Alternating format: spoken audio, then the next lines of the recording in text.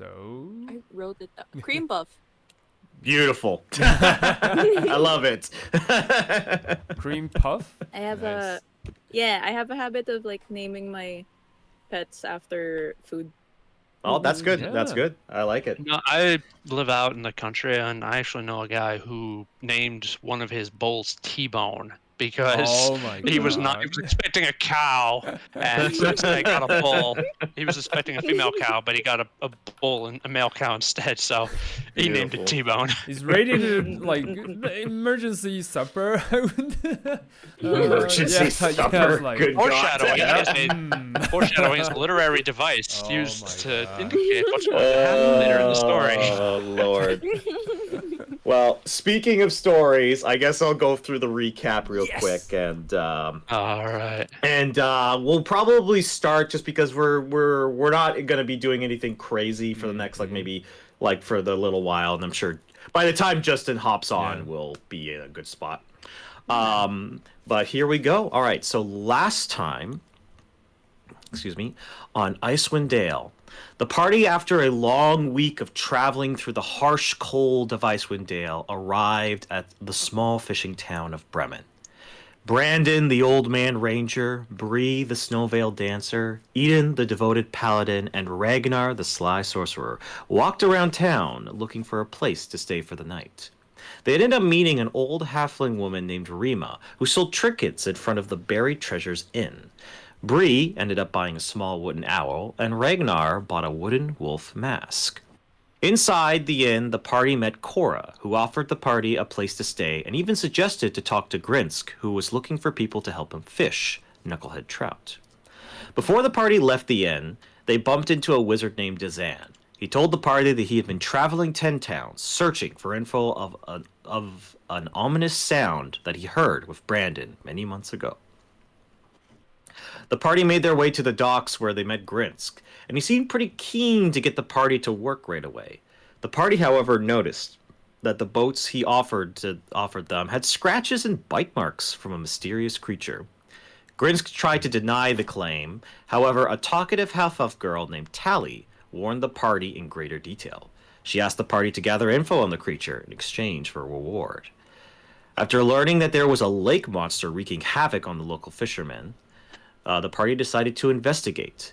And After Justin navigating some choppy waters, they found the beast. And then Justin arrived. In the nick of time.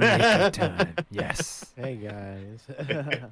I just like Justin trying to sneak into the classroom. Yeah, like everyone the looks, teacher won't see me. turns around. You snitches.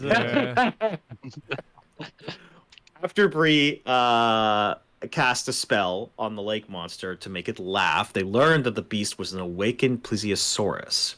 They convinced it to stop attacking the people of Bremen, and even got it to fish for them. As the party returned back to the inn to rest for the night, Bree heard some noises outside in the streets. 2 thugs were beating up Rima for trying to light a fire during the new moon. They explained that each town made sacrifices to Auril, the Frostmaiden, and if they disobeyed, there would be consequences. After sending the 2 thugs on their way, the party returned to sleep. The next day, however, they were shocked to learn that Rima had been killed. The only clue was an icy dagger in her chest. Regnar, however, was able to find tracks that led east. He also believed that it was a man he saw earlier walking around town with no winter clothing. After burying the body of Rima, Tally made her declaration that she was going to find a way to stop the Frostmaiden. However, she would need help, and the party agreed to join her in her quest. And that is where we begin. I believe Brandon seemed very interested in the tracks that Regnar had pointed out that lead outside of Bremen and into the wilderness. Is there anything you guys would like to do before you leave Bremen? Well, No, we got everything. I I personally, believe. yeah. Okay. All right. Personally So haven't had- you hop on, Eden, you hop on your trusty axe beak, Cream Puff. Brandon, you get the bison all ready to go, and you begin your travels eastward through the wilderness. I'm going to ask as far as navigation goes through this tundra, I'm going to assume that Brandon, you're going to be taking the charge on this. Yes. Okay. Hopefully my survival of 4 will be enough. What I will do is I will actually say I want you to make a survival check. If anyone else in the party wants to assist in this, Yes, they can. I will. The DC is not very high. It's because you are leading this and because Good you have thing a lot it's of not very high. well, you have a lot of bonuses. All right, 10 is great. 10 is fine. No catastrophic issues during your travel. As you start following the tracks, as Regnar pointed out, they start to kind of like get thinner and thinner in the sense where it's like they're less noticeable. Luckily, it seems like they end right around a new location to the east, a town called Targos. Now, travel time wise, this takes about 3 hours to through the snowy tundra to get to Targos. So right about this point, it is 12 or noon, and because of the conditions of Icewind Dale, this is right about the time when it actually becomes like nightfall. So luckily you didn't have any catastrophic things happen, and you showed up right just about when you were about to lose your light source, your natural light source. All right, but the the town of Targos is in front of you at this time. All right. So I want to ask, we don't really have a sort of track, or do we, of the suspect of the suspect? As far as like the tracks go, you get the sense that the tracks led into Targos. So if you want to continue looking around to try and investigate, your best bet is to actually go into Targos and actually start talking to people and gathering for information that way. All right. We'll just All right, well, walk in, I guess. Regnar, have at it. I'm not good with people. What? Come on, you'll be fine. And Ragnar is? Ragnar's isn't he like a sorcerer or something? Well, you know, Regnar's good in people in the sense where he scares people out of their information. Well, that happens only one time. Usually he only one time. Yeah. I'm sure it will never happen again. Well, I wouldn't promise on that, Hold but yeah. Hold Go for on. Who has the highest charisma here? I actually don't Ragnar does. know. I got I'm an pretty 18. sure No, it's you have an Ragnar. 18. I got an 18. Probably. so- I have 16. Ragnar. Yeah. Mhm. All right. But yeah, so I would say if you just want to just start exploring the town individually, you can all make like investigation checks, or honestly, I would say you can even make persuasion checks to just kind of gather information from just talking to will people. Actually, try persuasion because I have higher We'll persuasion. try. Yeah. I'll try investigation because it doesn't really matter for me. All right. So for persuasion was investigation, I think Falcon can just roll. But for me, do I need to? I need to talk to someone because persuasion usually works that way. I would say Yeah. just make a general persuasion check or an investigation All right. check. I'm just allowing everybody to kind of like choose which one I they will want to do. persuasion. Oh, wait. Okay, I got respectable. no help, so yeah, I got a 10. Okay. Sure, I can go around and ask some people. too. Oh, my no! Whoa! Let's knock these out of the way, man. That Let's get this. sucks. Yeah, you know what? Let's get these out of the way first. Yeah. Oh, natural one. I'm trying to Oh figure out my what the hell you did, God. Bree. You're trying to talk to I would like someone, to, then you step on their toes, May- basically. Maybe a long time ago I just did something and I'm Yeah. just like the vibes aren't good here. You know what? I might actually have a reason as to why you got that natural Okay. one.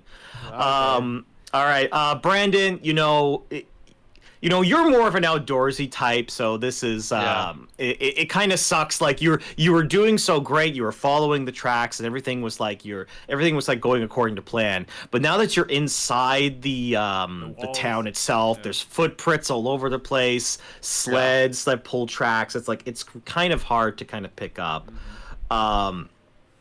Bree, you don't know why, but people just really don't want to like talk to you for whatever reason. Like it's almost like some of them are just like shunning you for reasons that you don't fully understand. It could be like it's nighttime at this particular hour, so maybe people are just tired and they're going to bed early. So it could be a multitude of different things. Regnar and Eden, after talking with a couple different people, they don't necessarily give you any information about the mark that you're having at this particular time.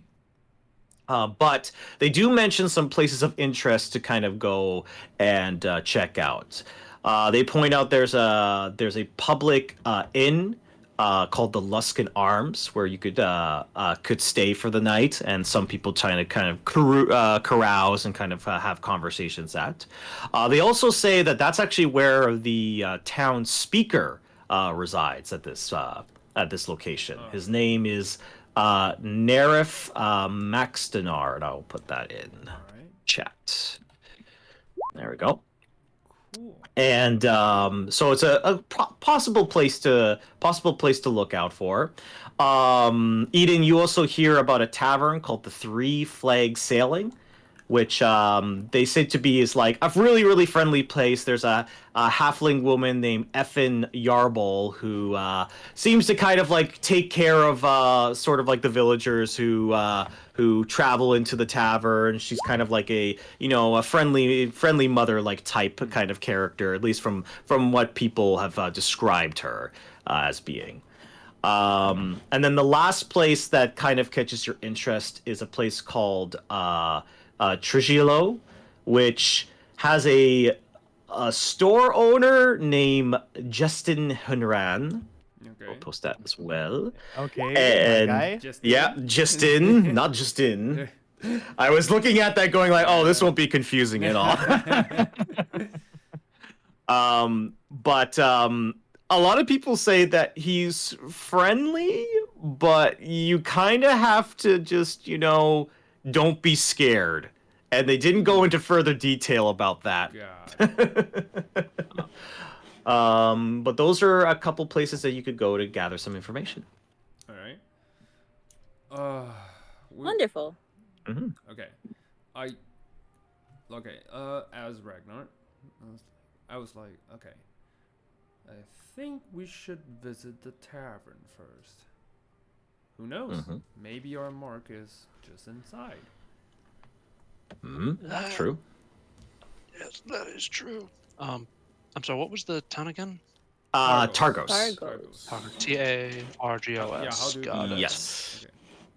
Yep, correct. Targos. So I'll put it in chat as well. The name of the tavern is Luskin Arms? So there's an inn, which is the Luskan Arms, which is more like a hotel. Yeah.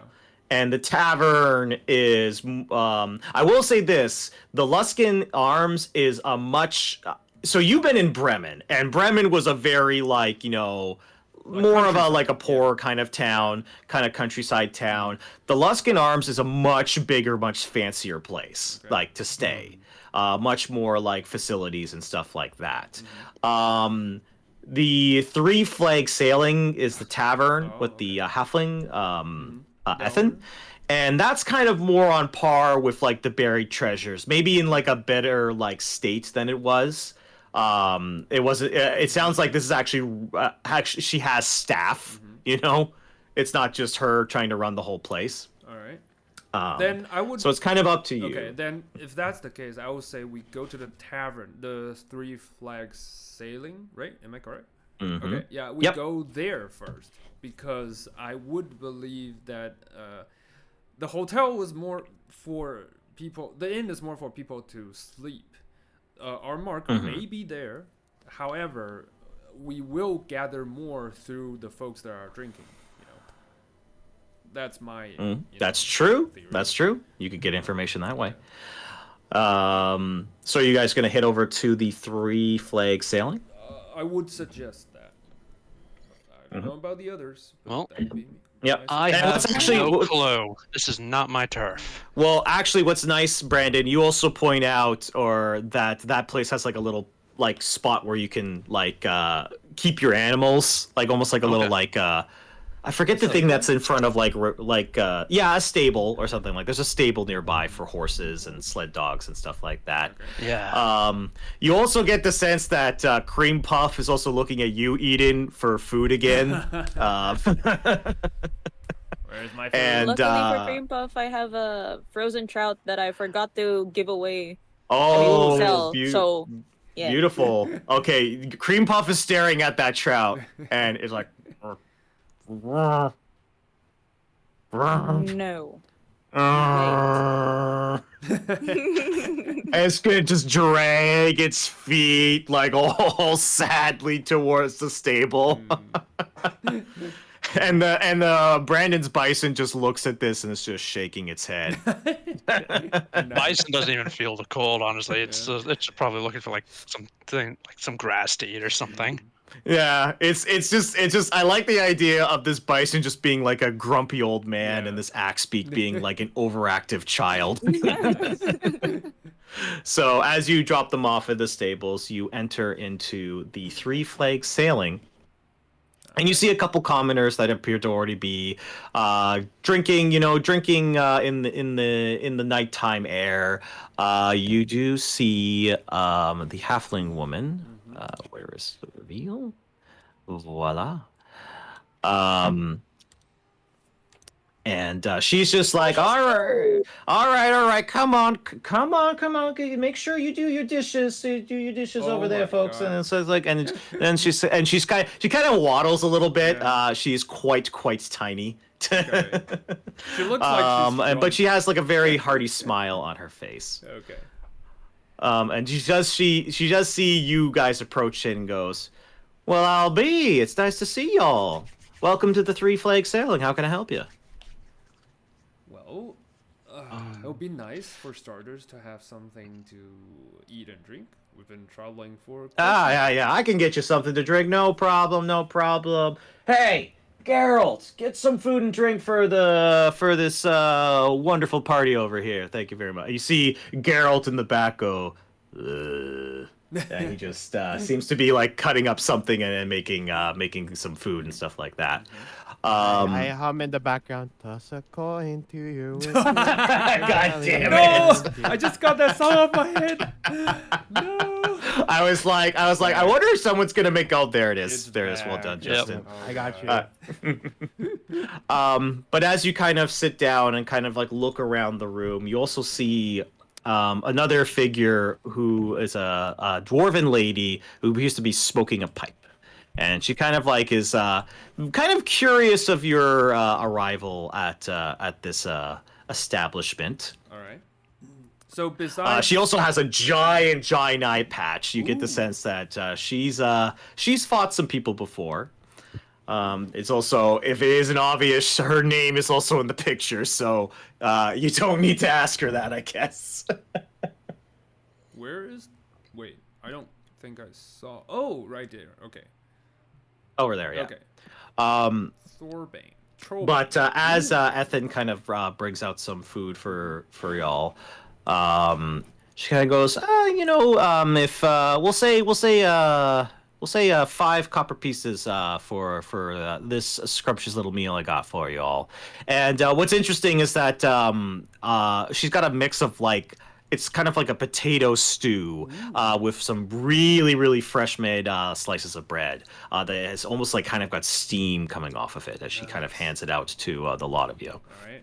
There's ham. Is there a ham, or steak, or anything meat wise? Oh, steak! You're looking for something fancy there, bub. All right. Well, I can see if I can. I'm just asking the DM. Sorry, I didn't specify. I was just like. You don't know if they have steak, but never hurts to ask. All right. No, I'm just like looking around, and then I will actually ask something else. I will ask. Hmm? So, also, quick question: have Hmm? you seen a man look like this? And I describe the suspect with like blue. I believe it's blue eyes, right? And Blue couldn't eyes. really like it looks like he doesn't is a he, and I think it's a Mhm. he, and doesn't really feel cold, right? Because he's Yeah, not wearing. you definitely got that vibe. He walks around in almost like regular common clothing. Kind of And like she me. she kind of like squints at the as you describe and goes, I feel like I've seen him before once or twice. I didn't catch his name though. It's Honestly, maybe Hlin might know. And she does point to the shield dwarven lady, Alright. who's kind of like in the corner smoking a pipe. all right. I will still slide the tavern owner. What's her? She's Ethan. Ethan. Ethan. Okay, I'll Yeah. slide her actually 6 copper, one for the Ooh, tip, okay, yeah. nice. And then I will. She smiles. Yeah, I'll say I'll nod and walk towards Helen, and then I will Yeah. like gently gesture. May I? Oh, to Hlin? Yeah.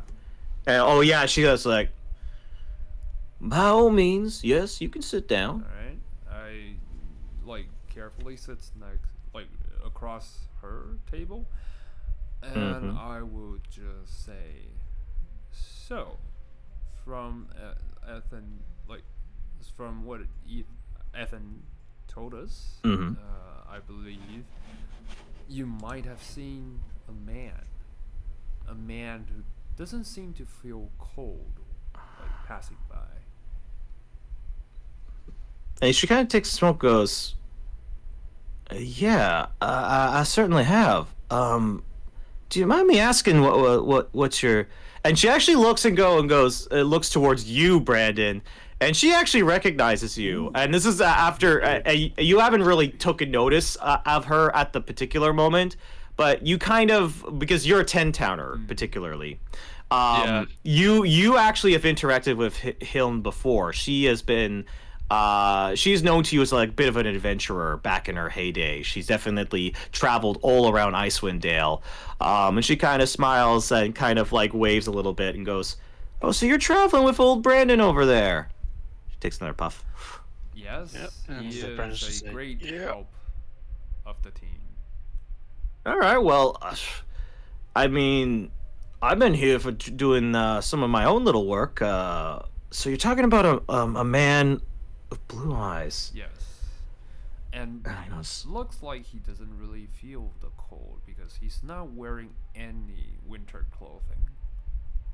Well, what exactly did this man do, if you don't mind me asking? He She takes another is, puff. Like Ragnar. We kind suspect of, he was yeah, responsible he's for a little bit the away. murder Yes, of a woman named Rima back in Bremen. yes. And she takes another puff, and she kind of looks at after you say that and goes, "What was the murder weapon?" A dagger made of ice. And she kind of takes the little like pipe, and she kind of just puts it on the table, and goes, "Oh, B, this is fortuitous. I've been trying to track down this so-called ice stagger killer for the last month now. You're telling me that there's been another slaying in Yes. Bremen." Yep. It just happened not so long ago. I've been traveling from every single 10 town trying to gather information. It isn't just Bremen that this person does it. It seems like it's been Bryn Shander, East Haven, everywhere. People have been disappearing, and their bodies have been showing up shortly after. More than that, it's anyone who transgresses the commands of Auril. Yeah. She kind of nods and she says, "Well, I've been kind of connecting some some dots. I have noticed that she kind of nods and agrees with you. Essentially, she's also a little bit she's also a bit curious how you got so much information so fast. Like she's been spending a whole month doing this, and you all just spent like a day, and you've already solved a good chunk of the mystery. Like, I'll just shrug once I notice her, confusion. I was just like, beginner's luck, Yeah. But she'll nod and go like, well, I think I actually know who this is then. I believe his name is Sephik. Yes, Sephik Caltro. How do you pronounce that? Sorry. I will copy pasta. Thank you. I love pasta. And she kind of nods for a moment and goes, well, she kind of travels with a small traveling merchant company named Torgs. Owned by some dwarven lady named Torga Icevein. And from what I heard, I think she's like some sort of like guard or something like that. I'm not quite sure on their relationship, but they've definitely traveled together. And she kind of like thinks for a moment and says, I've been following these murders for a while now, and honestly, I want this guy brought to justice. If he's a cold-hearted killer, then he needs to be brought down. The old Icewind Dale way, if you know what I'm saying. And she kind of thinks for a moment. I'd be more than willing to offer you some gold for the services, and maybe something extra, depending on how the job's done. I actually wouldn't mind that. However, do you know the direction or the location they might be? I'm just gonna roll for this actually. All right. She kind of thinks for a moment and goes, well, I would check northward. I've heard a couple rumors that she was heading north for whatever particular reason. She likes to kind of set up camp in between the towns, so I'd head north outside of town. Word to the wise, though. Make sure you're prepared. I wouldn't go guns blazing until you've got all the information you need. You know what I mean? All that, Yep. but what is a gun? No, just being annoying. God I'm just damn being it. annoying. Here, it's a new invention from the Temple of Gond. It's supposed to be pretty cool. Okay. Yeah. Interesting. Don't make me Utilizing get a- gunpowder weapons to this campaign. It's gonna go out of control real fast. Utilizes setting fire to things to push little pieces of metal very, very fast Oh, on a you mean tube. thunder sticks? Interesting. Okay. Boomsticks, yes, that's what they called it, a boomstick. Whoa, boomsticks. Interesting. Well, I got something that if you come back, with a successful mission completion, and she kind of opens up her bag a little bit, and you see what appears to be these very beautiful, ornate equipment, that she might offer you if on successful completion of this quest. This is the ancient weapons, by the way. Ooh. So if you complete this quest, you will get your customizable magical items. Yes! So All right. That's the end me. That's the end explaining. So it's not happening in the real world. in our fantasy real world, I will just say we'll gladly take the mission. And all right. When you say north of the town, do you mean like? I'm just looking at the map here. Hold on. We are currently at Targos. So when you say north of the town, do you mean like Tourmaline or Lonelywood direction? She probably thinks that it's about an hour of travel northward. Oh, so if she had to guess, like direction is probably near the lake, right? A little bit closer to the lakeside, Yes, yeah. got it. All right. Yeah. And when was the last sighting, if you don't mind me asking? Oh, well, if I had to be honest, it's maybe this morning. Like I said, I had no reason to suspect Sephik or Torga of this. And she kind of scratches her head. Maybe about 9 a.m. they made their way.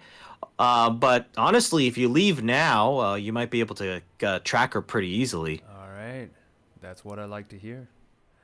Mhm. Thank you for your information and your. Oh, quest. no worries, no worries. The pleasure's all mine. And but she'll say what she will say though before you do leave is like just have a plan before you go in there. Oh, don't worry. Honestly, you may even want to talk to Torga because I don't know how much she's connected with Sephik. Might be worth investigating. But I'm gonna leave it up to you as long as you've. It sounds like you've got the proof to prove that you've got the proof to prove that Sephik was the killer. Yep. And to be honest, I want this asshole taken out. So do what you need to do. All right. We'll still So- finish our meals before. Well, I will talk to the group. So I will say, all right. What does Turga trade in? Do we know that? She trades in all kinds of different goods. She trades in weapons, armor, materials, sometimes food. It's almost like a pseudo caravan, if I wanted to describe it. Okay. So it's kind of up to you Like as to one how you man. want to tackle this. Yeah, one woman shop, basically. Mhm. Okay.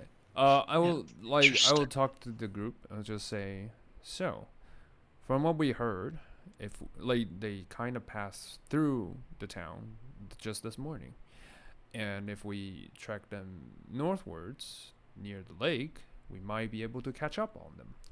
However, they given the fact that Sephik did Yep. such crime all around, it might be hard to take them head on. So we need a plan.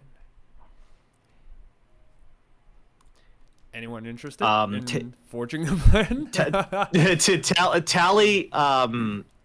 Tally at this point kind of goes, well, I could see if I could get you guys some supplies, maybe something that could help if it does turn into a fight. I don't mind trying to look around town. I have a little bit of coin on me, and there's some people that might actually pay for the information that I got on the on Longneck. So I could try and do that. All right. Ezrin at this point kind of like says, he kind of like thinks for a moment and says, well, it seems like we have a couple different options. I feel like one of the more advantageous ones is to go and meet Torga in person, and then maybe gather some information. We do not know our prey, so we shouldn't go and hunt this thing until we know what it is capable of. Bad question. Who here is good at sneaking? Because I am Well, not. I have player talking. I have a Yeah. +6 on stealth. Mm-hmm. So there's that. I don't know about the others. I have a +4. +4. Ooh, nice. nice. Also Nice. good. How about you, Well, Carrie? Like, stealth-wise? I have heavy armor and a 0. Okay. I don't Got think it. Eden is the Got it. stealthiest Well, of companions. I'm not going to suggest splitting the party, but I think maybe Do we ought to it. split the party. Here's the thing. Here's my thinking. Mhm. Brandon is something of a cattle baron. Yes. So he always has need for things. So he can go talk to Target, get like a lay of the land, see what they have to offer. He doesn't have to buy anything. He's not compelled in any way to buy anything.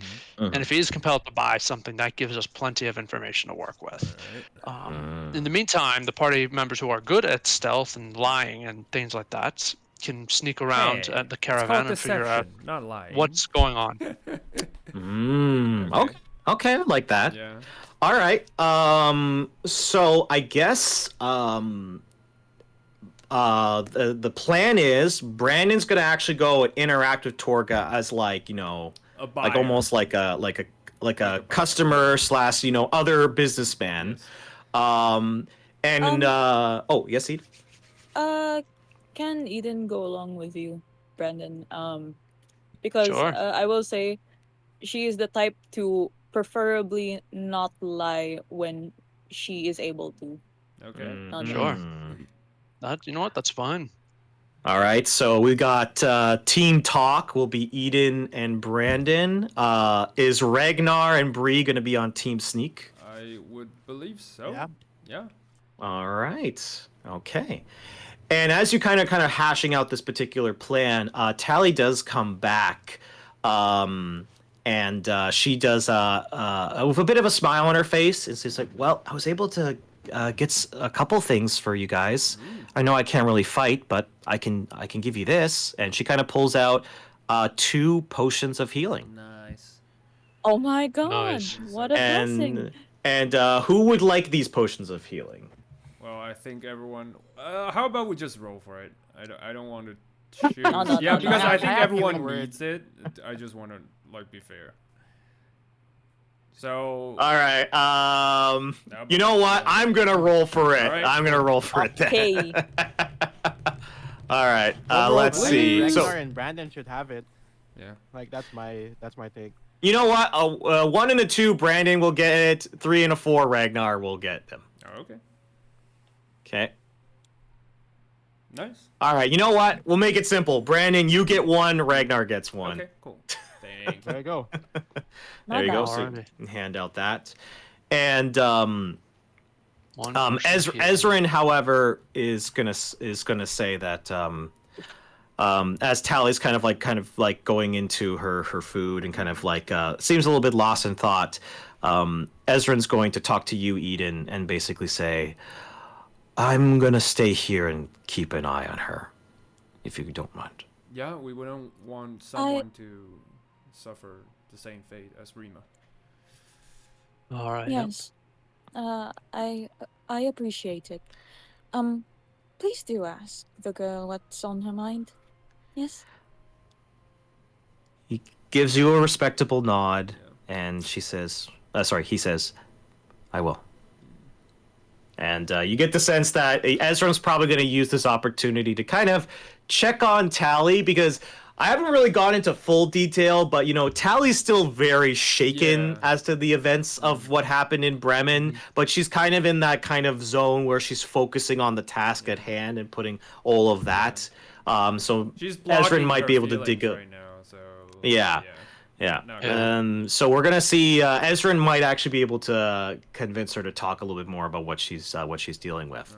Right. My last question to ask you guys before you head northward is, Eden, will Cream Puff be joining you? I'll say yeah. That way it's like that way it looks like we're both buying stuff for our animals. That's good. Now, will Brandon, will your snow bison, or your bison, be joining you? Take it. Yes, he will. Yes. Yeah. Okay. Yes, I needed to sell the story that I am a cattle baron. I am fancy cattle baron traveling around looking for some help, and frankly, I need to buy things. You also let's see what need you have your on offer. rights to get out of there if you need to. DM, Yes. That's true. DM. My Mhm. question. This is just something that I sort of want to recall. Is that in Targos, since I do travel around as well, Mhm. do I Yes. remember what they sacrifice?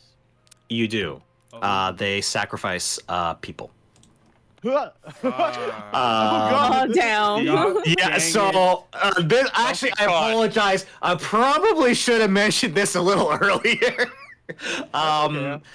Some of the towns do actually sacrifice people, and one of the things that you have heard, I'll say this makes sense for you, Bree, because you have traveled, is that they have a lottery system. Yeah. That essentially every month they pull a name, and that person is essentially given a month to say their final goodbyes. They usually try and treat them a little bit well, with some dignity and respect. They don't just pull a name and go, "All right, you're off to go and die." Right? It seems like they try their best to give them a dignified leave, if you know what I mean by that.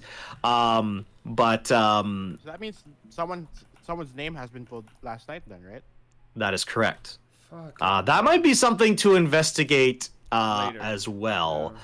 Actually, Ooh, yeah. sorry. I guess this leads to a new line of questioning I want to ask Hlin. Since they've been investigating, I do want to ask about.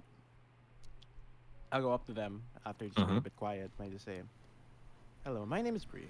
I do have a question regards your experience with all of this. The victims of this ice daggered killer. What do you know any patterns or commonalities between the victims?" There is a rumor that some of the last victims were those who had cheated themselves out of the lottery. I don't necessarily have the proof of that, but that's one of my theories. Others simply have spat on the name of Auril. They've slighted them, perhaps did things to affect the sacrifices that are demanded from the 10 towns. But I have been hearing a lot of rumors that these lotteries that some of the towns do as their sacrifice to Auril, they're not exactly all fair, if you understand what I'm saying. Yeah. I do. Always struggle. If that's the case, then I do want to ask: do you know whose name was pulled last night? And she thinks for a moment. I believe the individual's name was. Hold on. I think I might actually have it in my notes. Okay. Give me 1 second. Helen needs to think. She's a little bit too old for this. She's like, hold on. And she just she's like squints her eyes. His name is Calvin. Okay. Oh wait, hold on. Nice.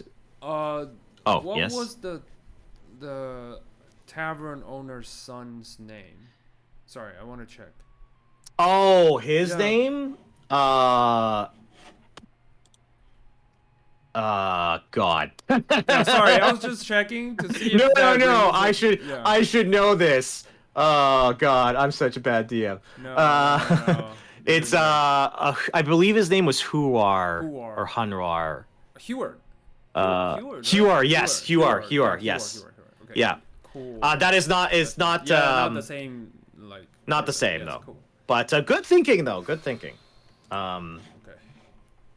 But she kind of goes into further detail with you, Bree, and basically says, I can't really prove anything, but yeah, I think there's a possibility that now that I know the name Sephik, it sounds like Sephik has been hunting down individuals who've tried to cheat themselves out of the lottery, along with other, slights against the Frost Maiden.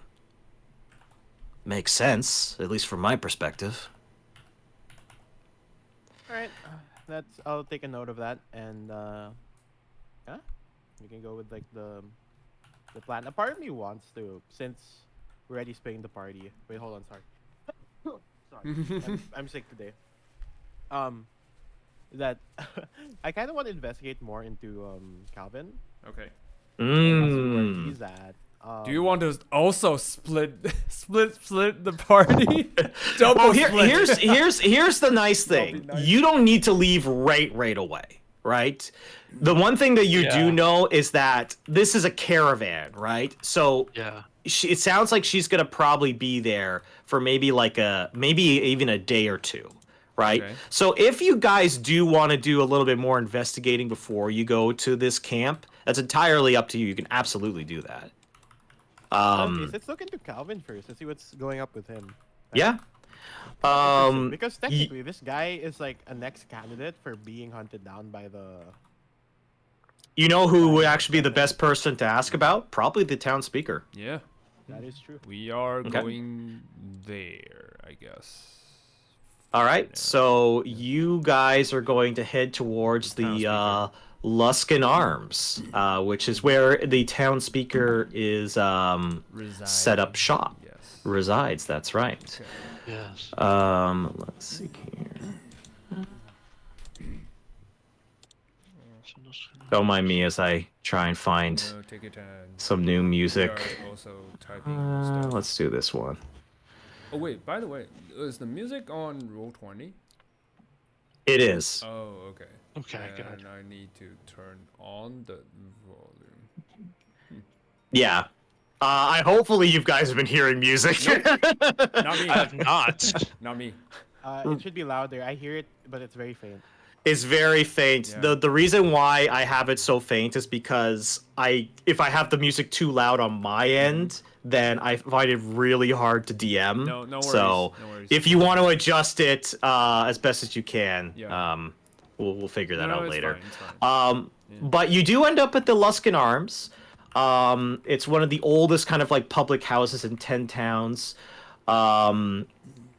And you see like many traders kind of walking in and out, kind of talking with each other.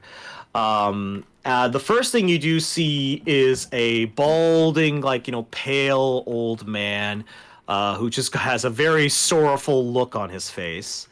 This individual right here. And he kind of looks at you all and goes, "Welcome to the Luskin Arms. How can I help?" Oh my god, he's being paid minimum wage. Yeah. Hello. I've been paid less than minimum wage, actually. I'm paid. What's? Oh God, I'm trying to think of. He has to pay his employer for the privilege of working there. Oh my god, damn it. That's exactly it. He kind of is looking. He's looking at the floor right now, as God. at this point.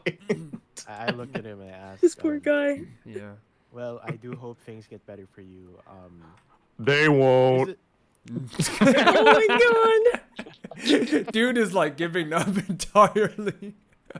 Oh, He's just ask, giving a very defeated look to you Yeah. all. all right. is the speaker here?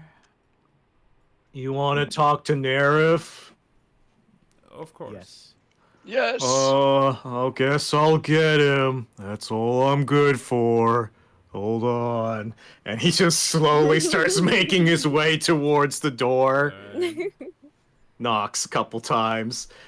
And you hear as he knocks, you get the sense he's got arthritis, so you hear a couple bones kind of crack. And he's like, man. ow, ow, everything hurts. Oh my goodness. And you see the door open, and you see a sort of like middle-aged man, kind of like slicked back brown hair, come out.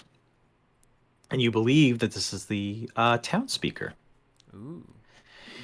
And he says, He's a looking fella right there. yeah. Dude doesn't. What? No, he's a friendly guy. Really? He's I was for watching him rat tease his to pseudo dragons snakes. with live rats, Yeah. so He does have two of these flying snakes that are just kind of like perched on his shoulder.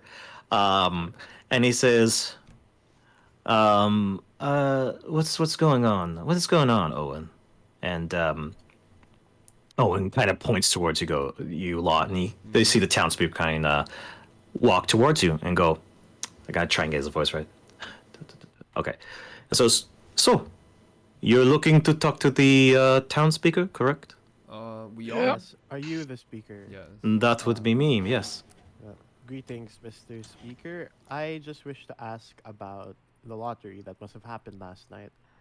I heard the name that was pulled belongs to a man named Calvin.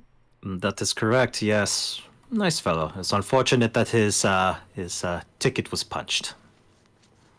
Yes, as the necessities as because of the Frost Maiden. I do just want to ask, we are a group that is looking into a serial killer around the 10 towns, and information has it that their targets are those that, well, um, cheat the lottery or cheat, well, or make slights against the Frost Maiden. So, in regards to Calvin, has he done anything that would get them to be targeted? She kind of looks at you and goes, "This is kind of this is kind of a."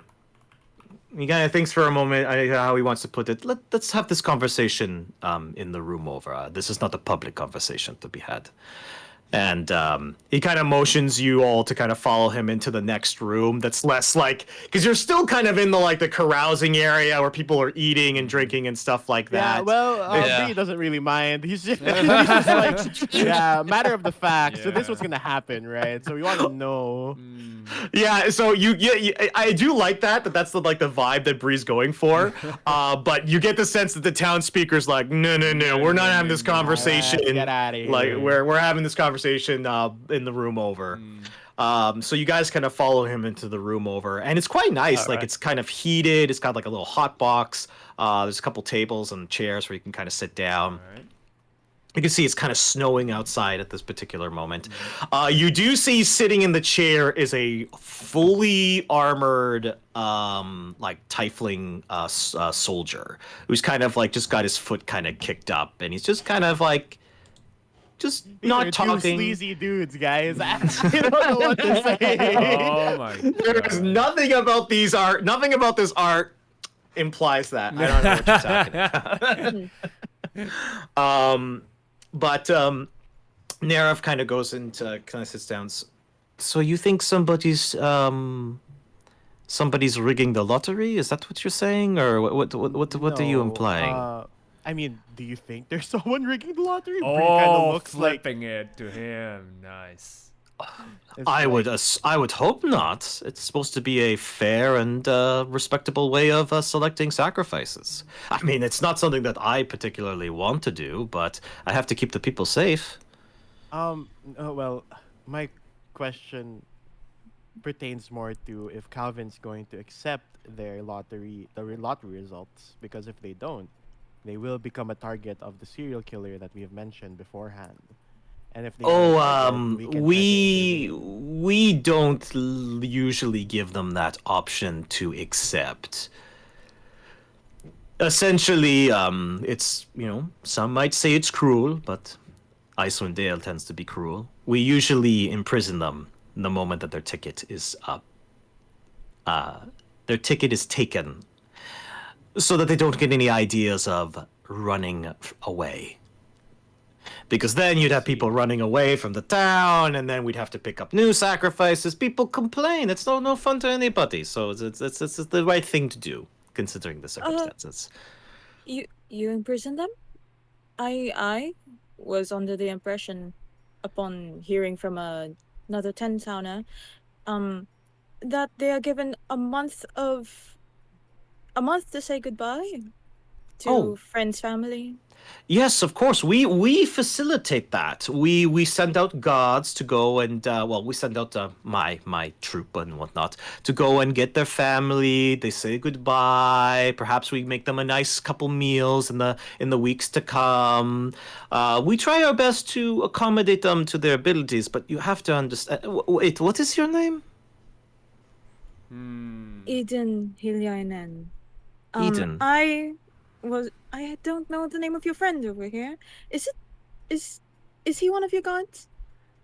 And you see the tiefling man is still sitting in the chair, arms crossed, and he kind of like, it's just he's looking at you, and he goes, his name is Skath.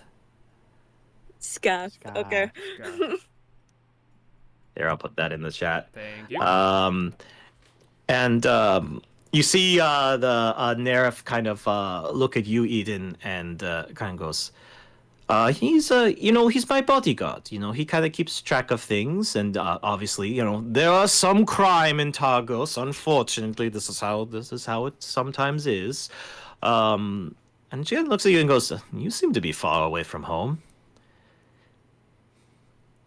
And Well, I am a bit of a tourist, seeing the sights, you know. well, I haven't seen many with the Aachen family sigil. I've noticed it on your armor. Quite so, yes. As with a lot of different paladins of the Oaken House, we go on missions. Sometimes. Often the Oaken family's name. Interesting. And he kind of thinks for a moment. He is very interested in this symbol that you carry of this heritage, if you want to call it that, for whatever reason. You know what? You could say I'll say Eden, for you specifically. You can make an insight check. Bibi! Nice. I believe. Inside. 13? Okay, 13. He definitely is familiar with the Aachen family, for sure. You definitely read that. You don't know necessarily why he's interested, or maybe if he knows more than he's saying, but you definitely acknowledge he knows where you're from.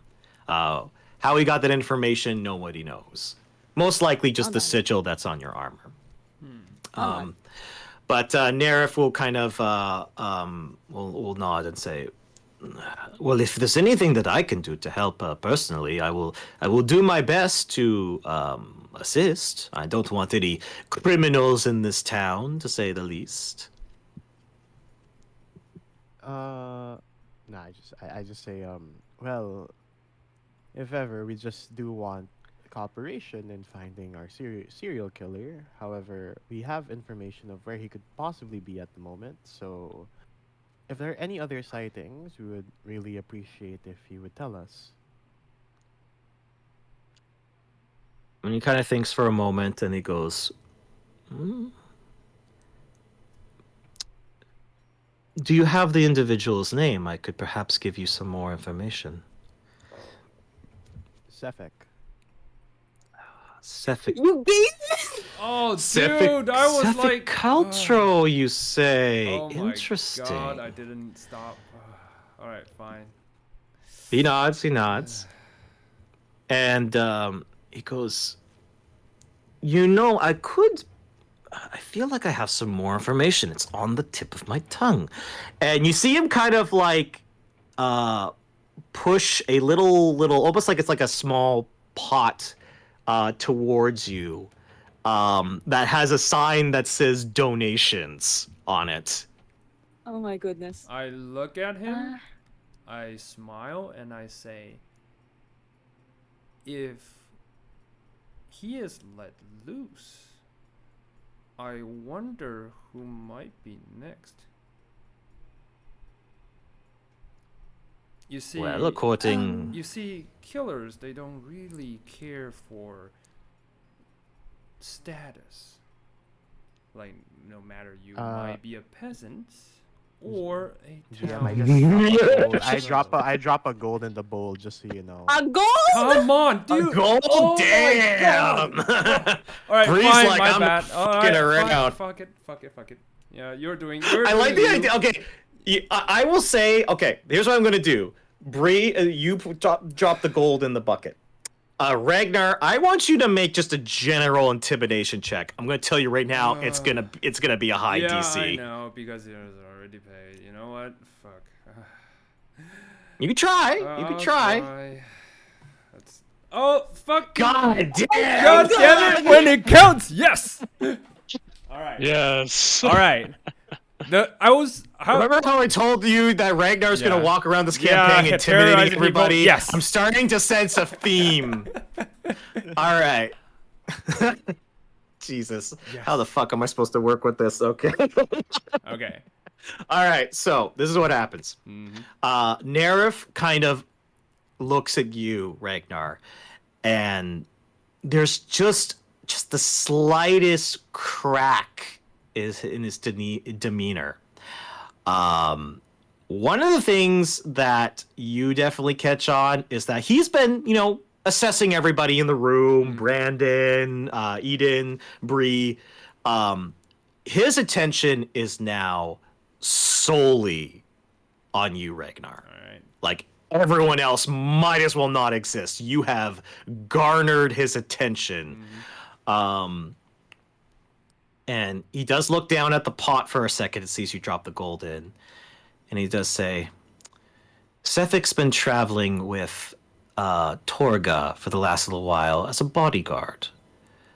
As far as what I am told, he doesn't really carry weapons on him. Now, that doesn't mean he fights with his fists. Probably not. If I had to guess, perhaps he has other means of fighting. Ones that he might be able to summon at will. But that's just a theory. Also, Torga does not simply travel by herself. She has other little lackeys that she keeps with her. So, if you were to, let's say, seek justice at her camp, you're probably looking at a difficult fight. But maybe he might be out searching for his next victim. And maybe, just maybe, you could catch him off guard then. And maybe, just maybe, everyone would like him gone. That everyone, maybe, wanna do a little something to help with said person being gone. Say, a bounty. He kind of thinks for a moment, and he basically says, I would be more than willing to offer you some gold if you brought this man to justice. I silent for a moment and I say, consider it done. Is there any more questions you had to ask? Not from my end. Bree? Do I have anything? Let me think. Do you think we may be able to speak to Calvin? And he turns towards the tiefling man.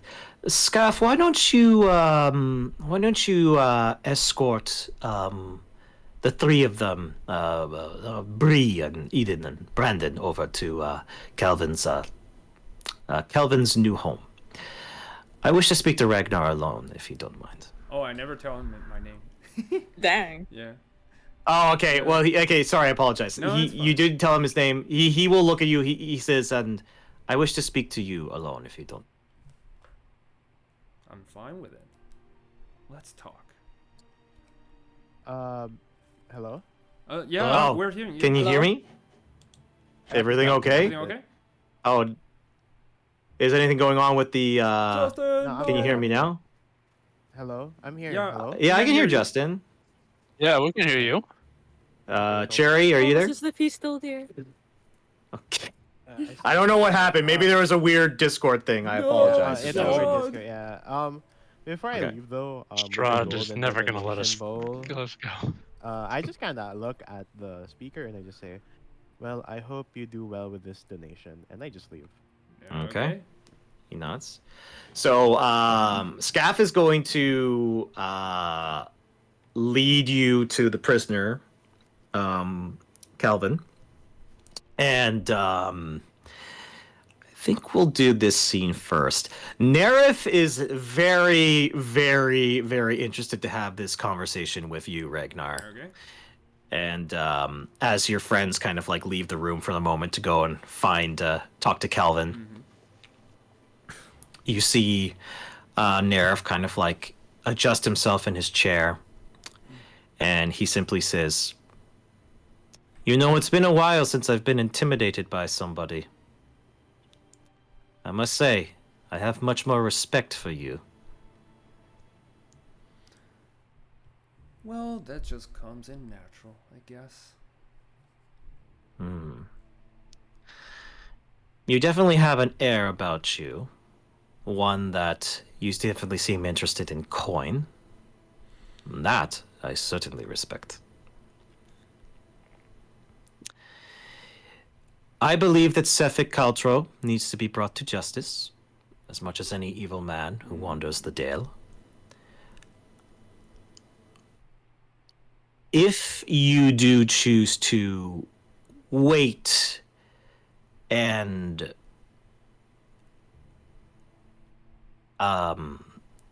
take him out while he is by himself, most likely getting ready to eliminate his new mark, how it would be convenient if you arrived just a little bit too late to save that particular mark.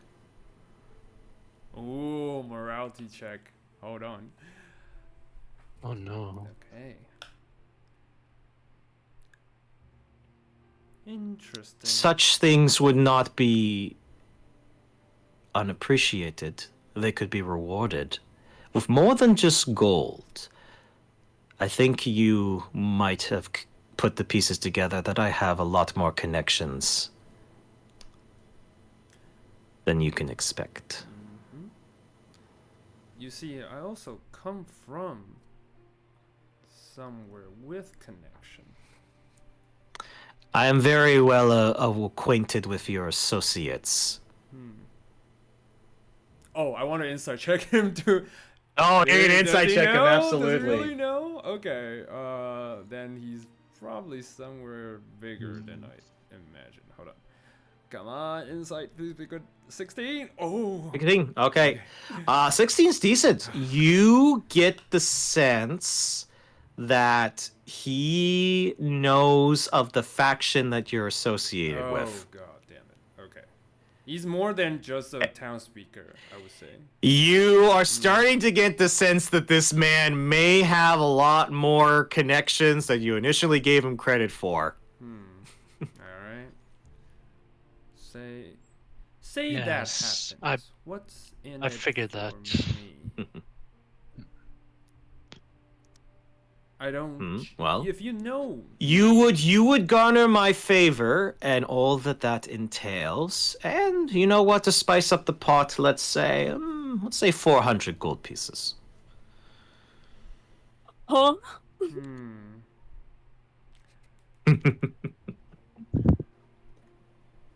I'll take that into consideration.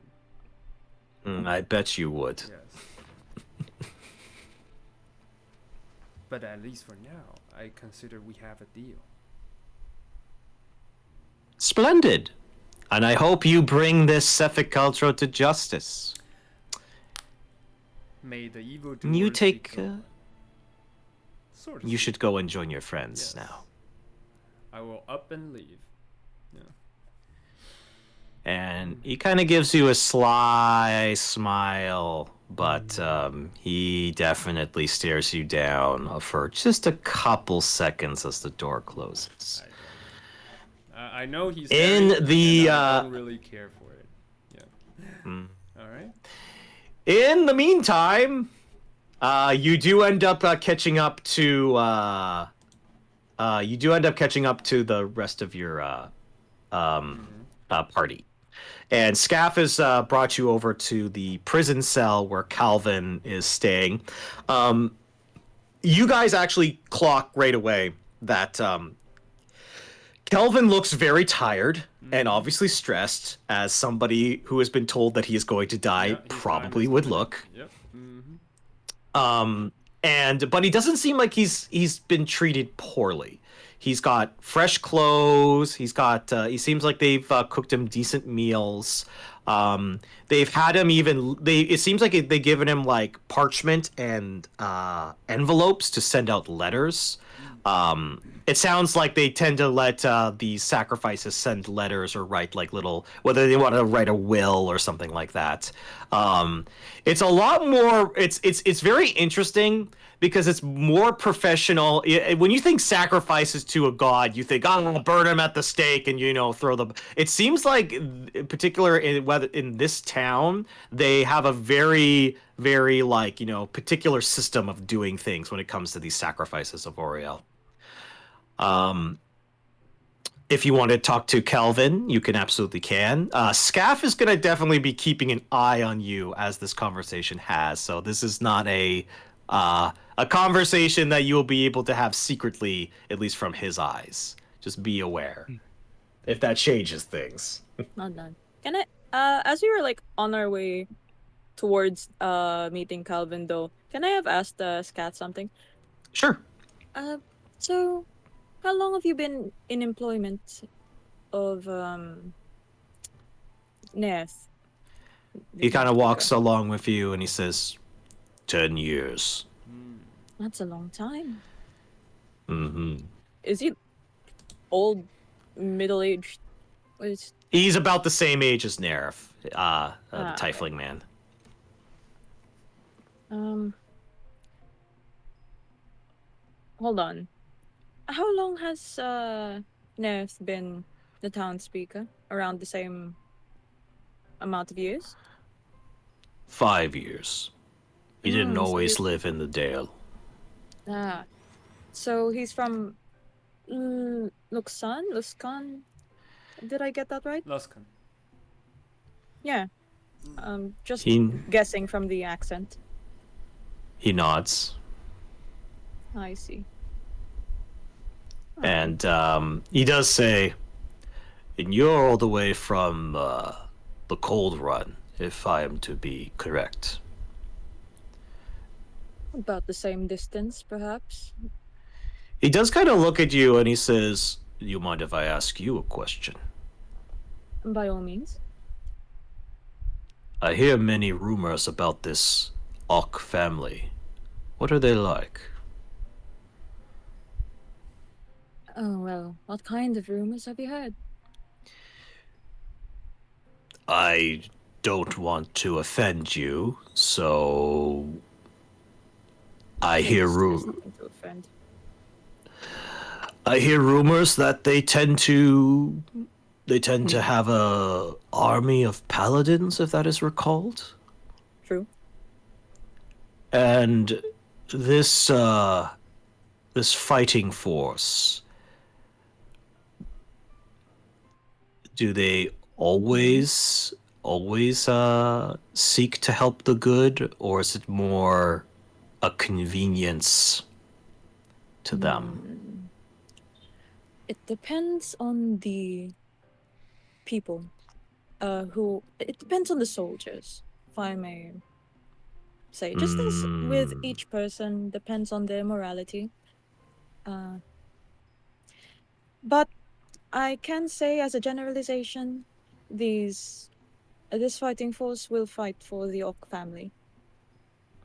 Do they pay well? He kind of chuckles a bit. They paid for my armor, so yes, they do.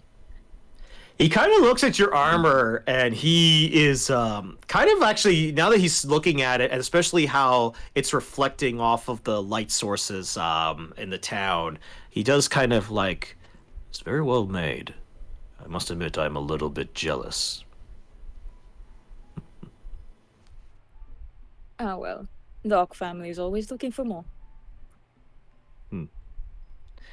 And you get the sense, like, as he walks with you, it's he does seem curious. You're not sure if what his intentions are at this particular moment, but you do. One of the things that I think he does connect with you is that they're both you and him. They're both soldiers. You're both very soldier-like, and he tends to respect that to a certain extent. None. But what you kind of weapon do. is he carrying right now?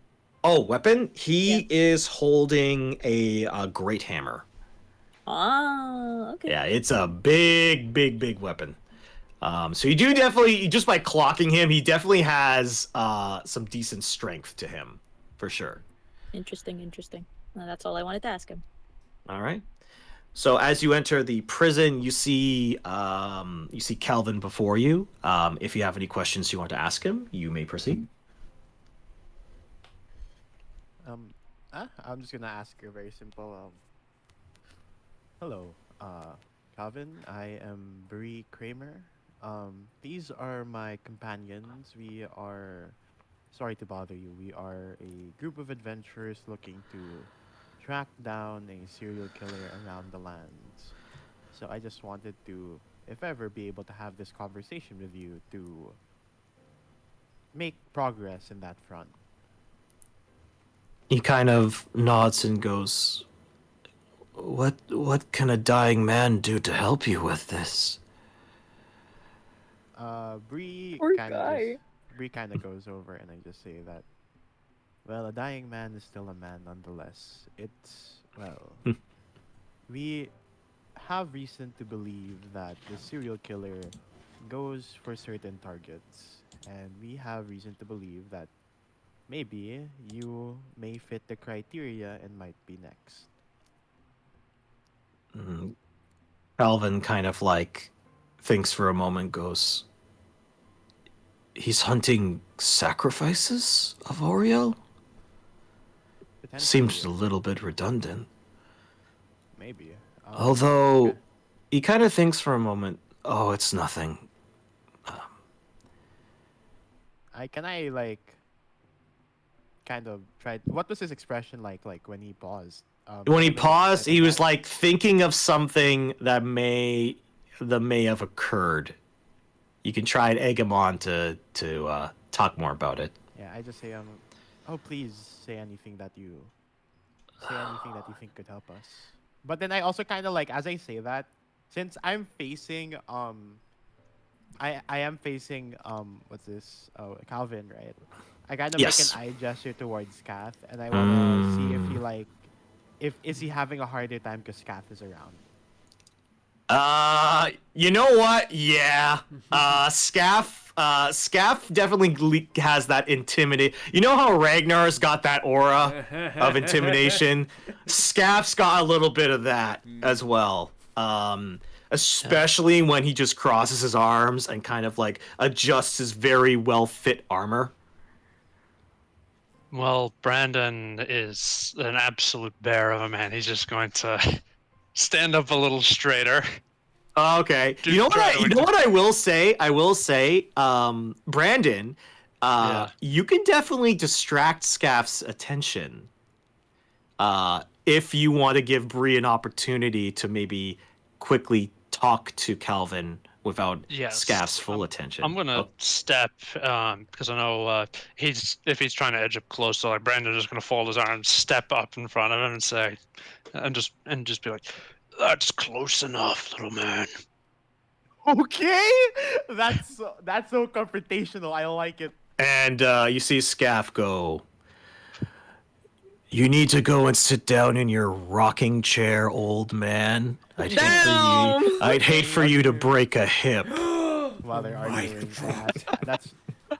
that's when I'm gonna go to Calvin. I just say, and right now, yeah. So Skath is like staring you down now. I'm just gonna. Well, he's more like staring me up because I'm probably taller than him.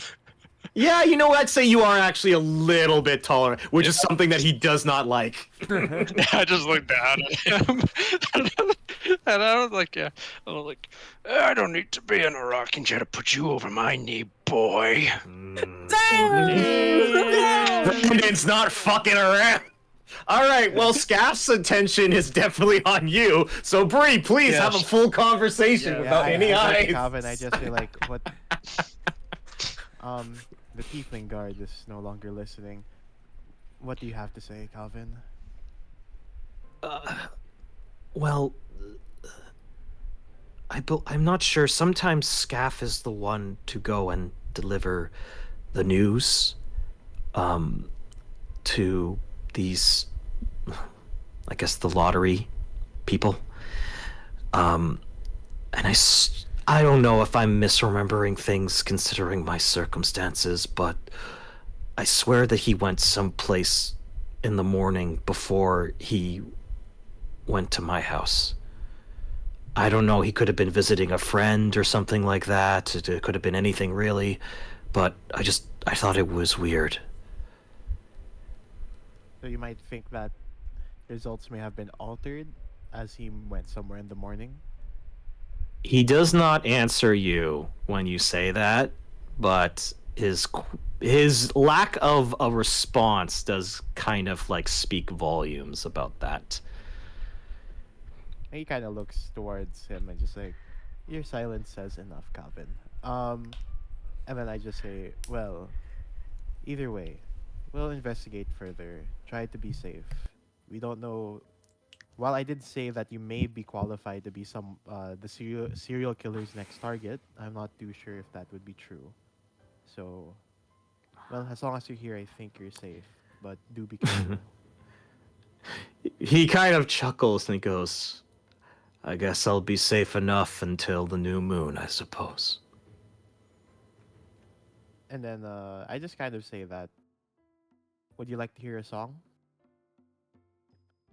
And he kind of cheers up a little bit and goes, yes, I would. All right. Now that I officially broken away from getting any secret information, I look towards the two, like kind of comparing sizes, right? Yeah. It's like, may I ask for a bit of silence as I will play a song for Calvin? Okay. You see Skath is kind of like looking at you, Brandon, goes, why don't we have this conversation outside? Make sure you don't trip on your way out, old man. Yes, sure. I understand. You don't want everyone to see what I do to you. He's getting more and more mad, but yes, he does leave for a second. You have successfully manipulated Skath. Yeah. Brandon is just gonna look back and say, cheery little man, isn't he? Very cheery. Yeah, I'll just play him a song. The thing is, though, I don't think Bree really is in the position to be like, oh, I can save you, because it's a whole system thing, right? Yeah. But Bree does feel, an ounce of sympathy, so she will play to the best of her ability a song for maybe not something as sorrowful, but something as of like a celebration, not a celebration, more of like triumph or a triumph. Like that, right? Okay, like, I would say make a performance check with advantage in this particular moment. 23. As you begin to sing this song of triumph and maybe as well. Yeah, and lyre. I like to imagine you also incorporate a little bit of dancing in this performance, if I am to be correct. Yeah. Yep. And as you kind of move around the room, you see just ever so slightly a little bit of hope and a little bit of peace wash over this man's face. And you think that even just this little interaction has made a huge difference considering his circumstances. Yeah, I look towards Calvin and I just say that even if your days are limited, your will and your spirit are not. And he smiles. Thank you. Don't think I've ever had anyone. I wish I could have known you under different circumstances, is all I'm saying. She just smiles and just say that, well, at least we have known each other in this moment of time. Life is just moments, but those moments are precious. You understand. And then I kind of put away the lyre and I say, hopefully we can find our target, and that for whatever happens for the next couple days, Calvin, that be something that you enjoy. You've given this man a lot to think about in these coming days. And as you kind of, are you going to rejoin the rest of your party? Yep. 100%. All right. You know what? You can get inspiration for that, Bree. Yay! Let's go. Nice. That was quite good. If I was playing a much more like chaotic character, I would be like, the system will save this man, but I don't think it works. I really like the way you approached that, Bree. That was really interesting to me. And as you finish your performance, you have this small conversation with Calvin. You walk outside, and you get the sense Brandon is been like really, let's just say, if he keeps pushing Skath, this could turn into a fight. Because Skath is getting really fucking pissed off at Brandon right now. I'm gonna ready a steel chair. Kind of hard to tell if he's getting angry, All right, you're getting inspiration for that, Sherry. Well done. I was not expecting the wrestling reference. Oh god damn it. But yeah, you see Skath kind of look at you, Brandon, and say, "All right, well, why don't we settle this?" And he pulls down. He pulls the nearby barrel that's probably full of like wheat or something like that. Slams it in front of you and says, "Put your arm on this damn thing." Basically, like saying, "We're gonna test of strength here." Arm wrestle. All right. Arm wrestle. Yep. Sure. Nice. Okay. All right. Why not? Tradition It's the that athletics, right? oldest Strength time. athletics. Nice. It is going to be an contested athletics check. Do it. Okie dokie. Do it. Do it. Okay. All right. 3, 2, 1. Oh, 25. 25. Son. He rolled a 13. So as he goes to like put his arm down, you slap it together, and there's this moment where you seem pretty tied, and then you kind of smile. You see him exerting an extra bit of strength, and you slam his fist down into the barrel, and it kind of shakes a little bit of snow kind of like falls off and just lands in the nearby. And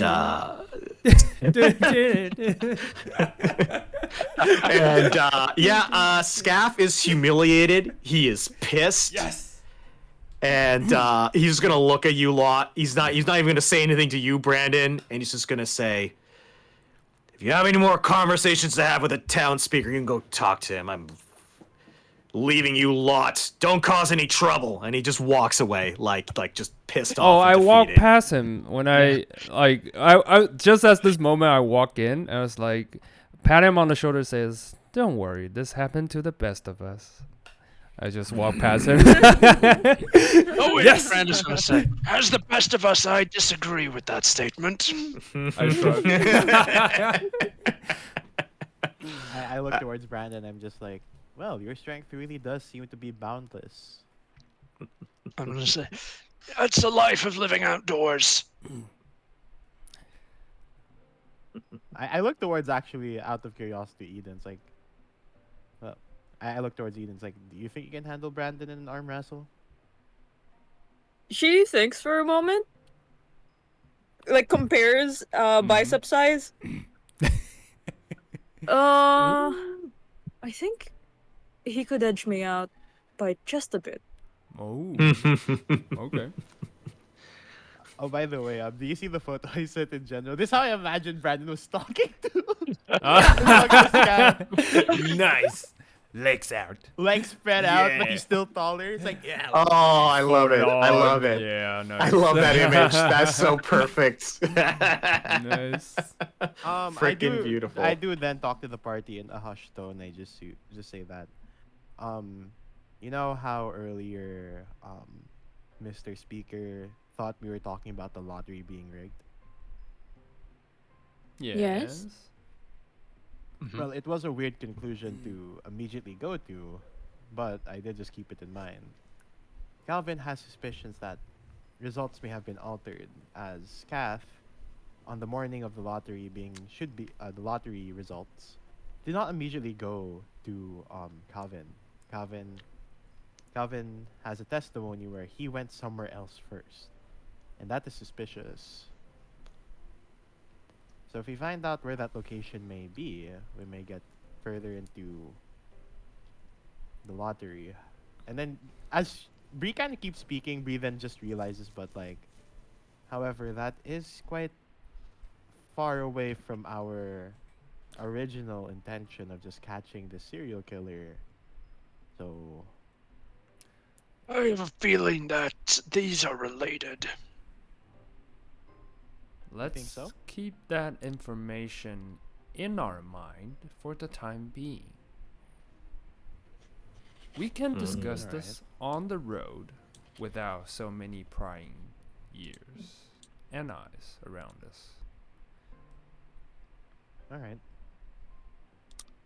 I would also say, with all the traveling you've done in town and stuff like that, right now it's about 1 p.m.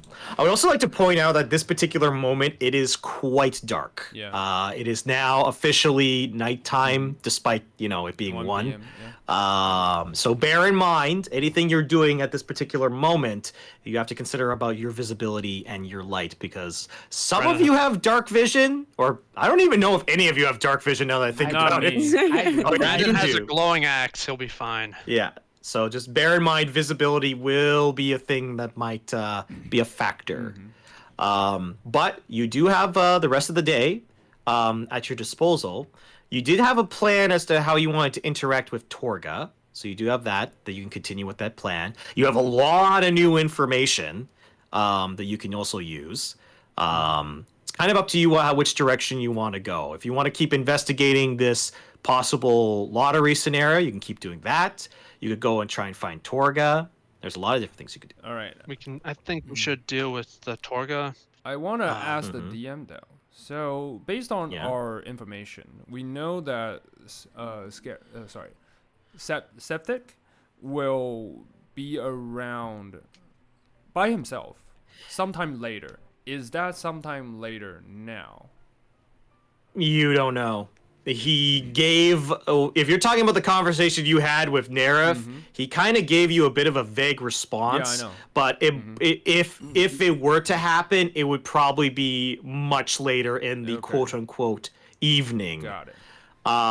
So that means we still have some time before. You do have some time. Got it. All right. Yeah. I will suggest the group. Though, it seems like Go for it. it also seems like the speaker knows who the target's gonna be, though.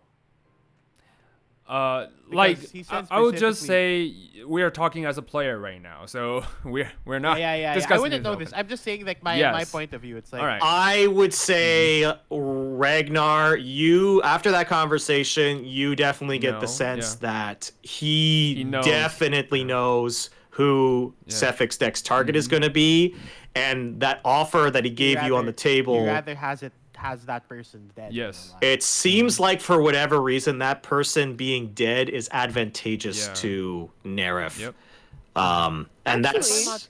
I'm yes. not too sure if Calvin's gonna be the next target, though. He's I not. don't know if Calvin has any leverage. Judging by I the don't think he is, though. yeah, right? judging by the discussion I have with Naereth, he is not the target because Calvin is already imprisoned. So that way, it doesn't make any sense for because Sephik he to is kill going to him die again. anyway. Yes. Yeah, 100%. Yeah. So we have to ascertain who the next target is. Well, you could also go and see Well, I was going to say, you could go talk to Skath and ask him which building he went to first, but I don't know if he wants to talk to you anymore. No, not that. I would suggest, as a player, I would suggest we go to investigate the one woman, merch, thing. What's her name again? Torga? Sorry. Yeah, Torga, yeah.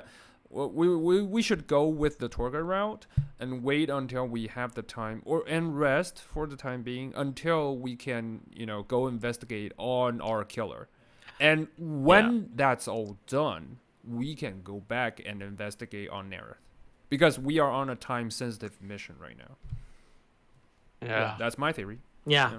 And also you might end up getting more information from Torga Or the killer. that could be useful. Yeah, or the killer. maybe. You never know. Yeah, I think that's a good plan. Yeah, let's go. Alright. Let's go to Torga then. Okay. Now just to double check. So we've got team talk and team sneak. Yeah. So team sneak is Bree and So Regnar. funny that Team Sneak is the one with the high charisma. Yeah. It's perfect. That's perfect. I'm excited. That's the Alright, way we so- like it. Paladin is a paladin, so I think we're fine. Yeah. Right? Yeah, Even- honestly, Eden's the charisma's not bad, so Yeah. she might be able to do. Yeah, I think so. Regnar, is up in the air. Yeah. But yeah. So Yeah. you guys, I'll say this: it does not take you very long, to find Torga. Torga's Yeah. caravan. All right. You see, it is interesting though. As far as like, I'm not gonna give you the map right away. But as far as like landscape and goes, it's almost like kind of like she set up camp in like a little like a couple like stony hillside. So it's kind of like protected from the wind a little bit. So it's a little bit more warmer. You see several different tents. They're all set up. 2 campfires. I will say this: as you approach, Bison, Cream Puff, Eden, and Brandon as a group. I will say Regnar and Bree, you two will need to make stealth checks. All right, cool. All right. Well, I can give them advantage by having my bison make a noise to announce my arrival. All right. That would be. You know what? I say. You know what? I'll go for it. I will say I'll give you guys advantage. I will give you guys advantage by the bison 14. being a little bit loud. That is a loud Okay. bison. That is a loud bison. 23. Well, I posted the video in Discord if you want to listen to the noise they make. Yeah. Oh god. You know what? You know what? Let's see. Do I get to do this? Hold on. Like, Oh, you want to try and use lucky? well, It's up to you.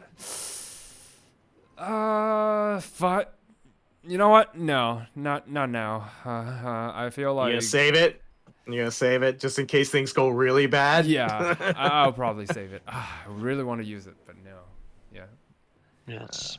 All right. Well, actually, I need to go and check some stats. Hold on. Don't mind me. Oh, Should dear. be passive.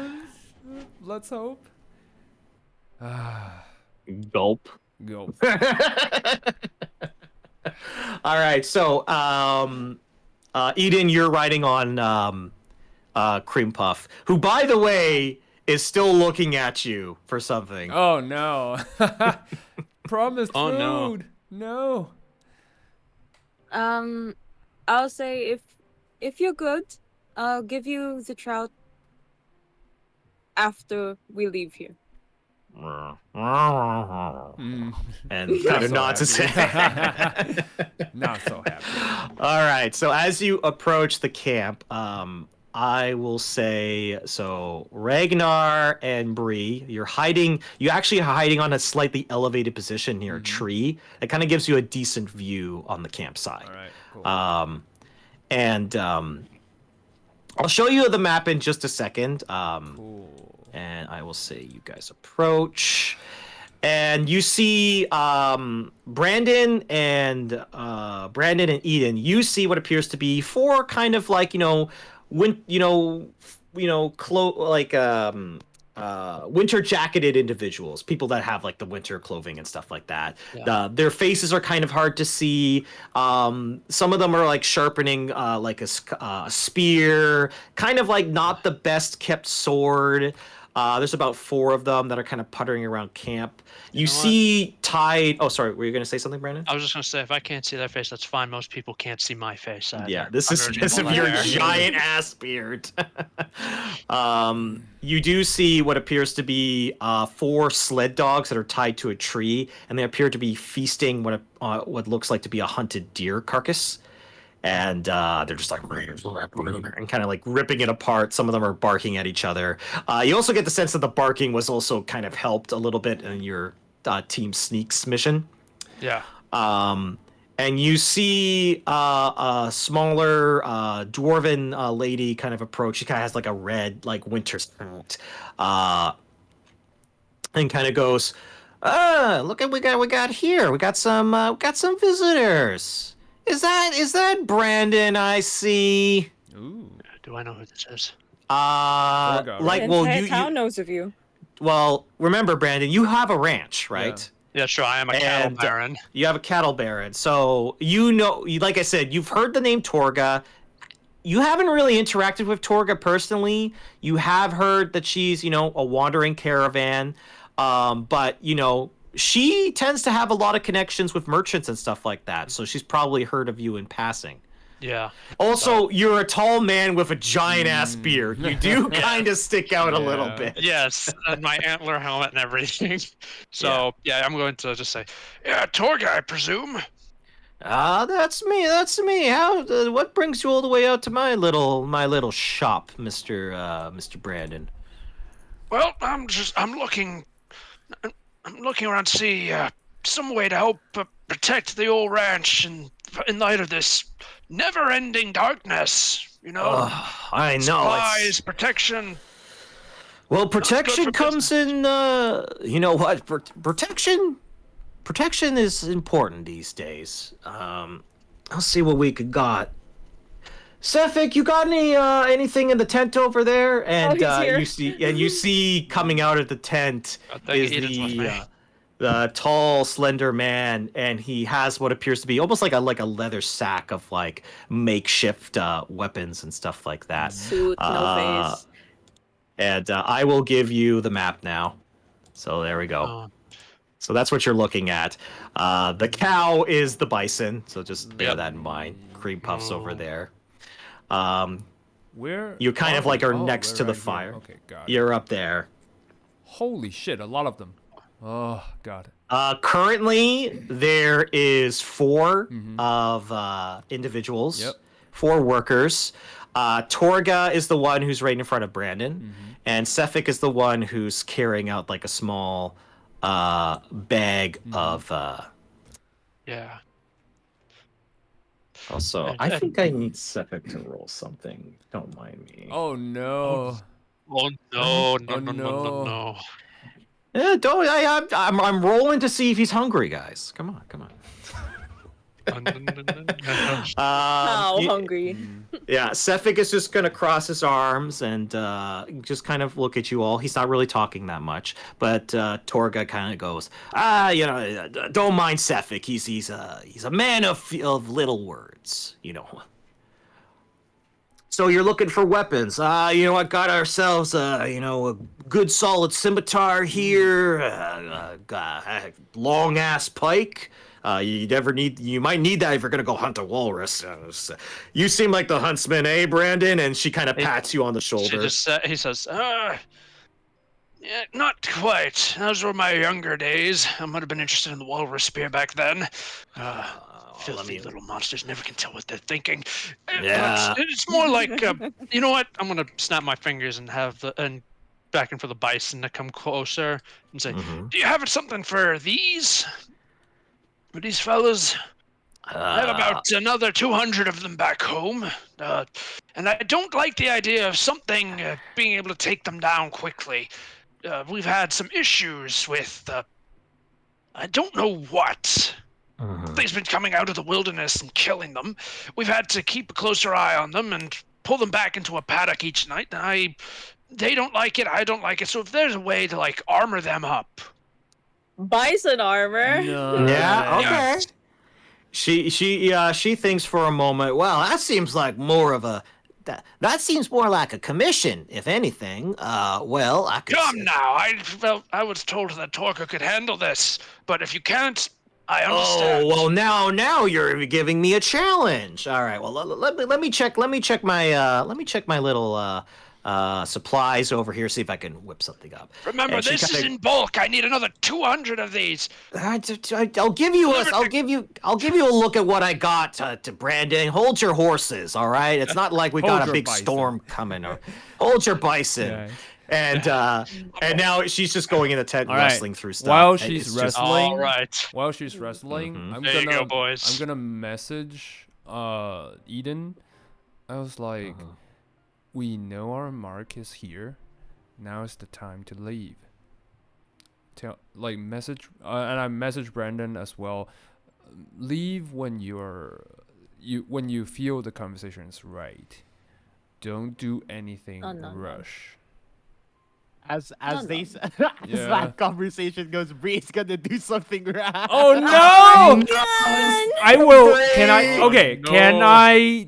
Can I say I also try to do something because you pulled one just before. So Okay, let's look at the order of operations here. First, I need to know what Bree's going to attempt to do before all of this goes crazy. Because what's this? Sephik left a particular tent, right? Sephik is right here. Which tent would that be? That's Yeah, Yeah, but they left a tent. Which tent did they leave from?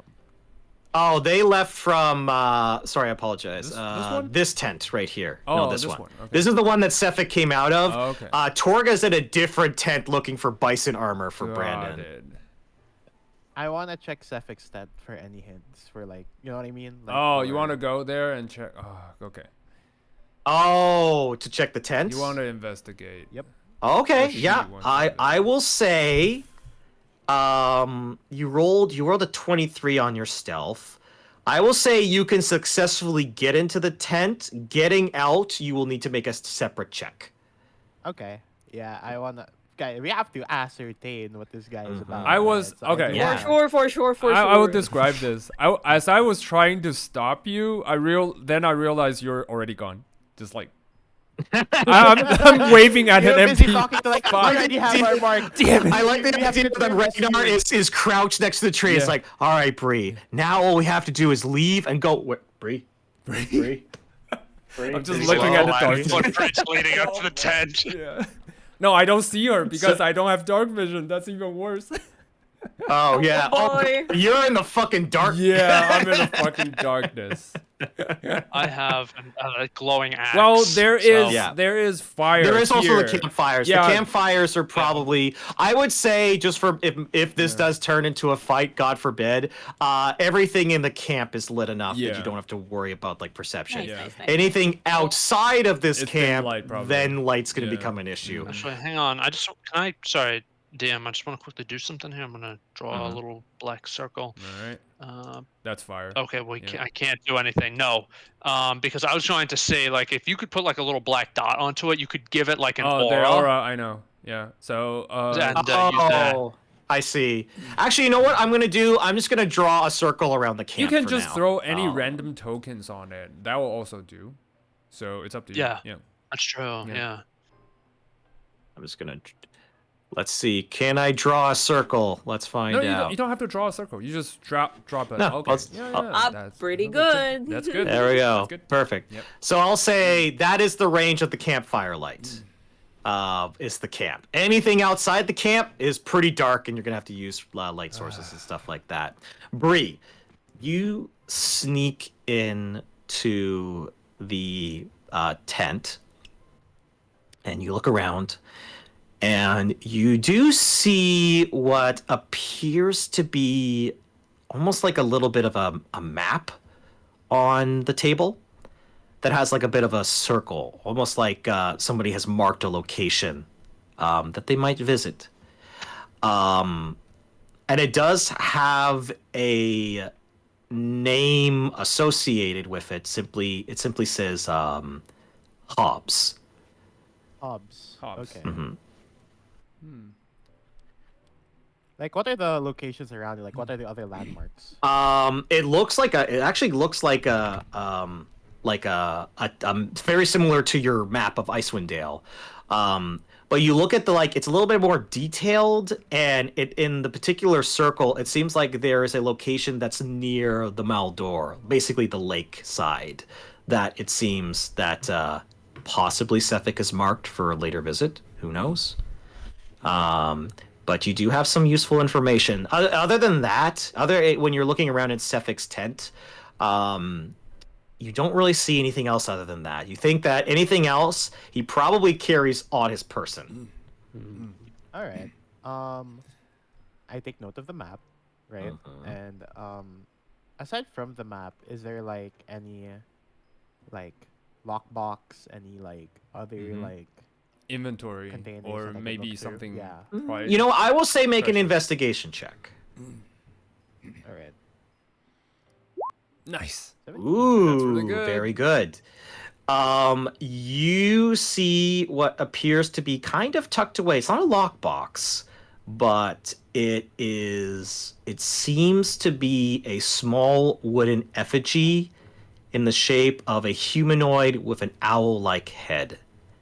And this is definitely something that is associated with the Frost Maiden, that perhaps Sephik carries with him.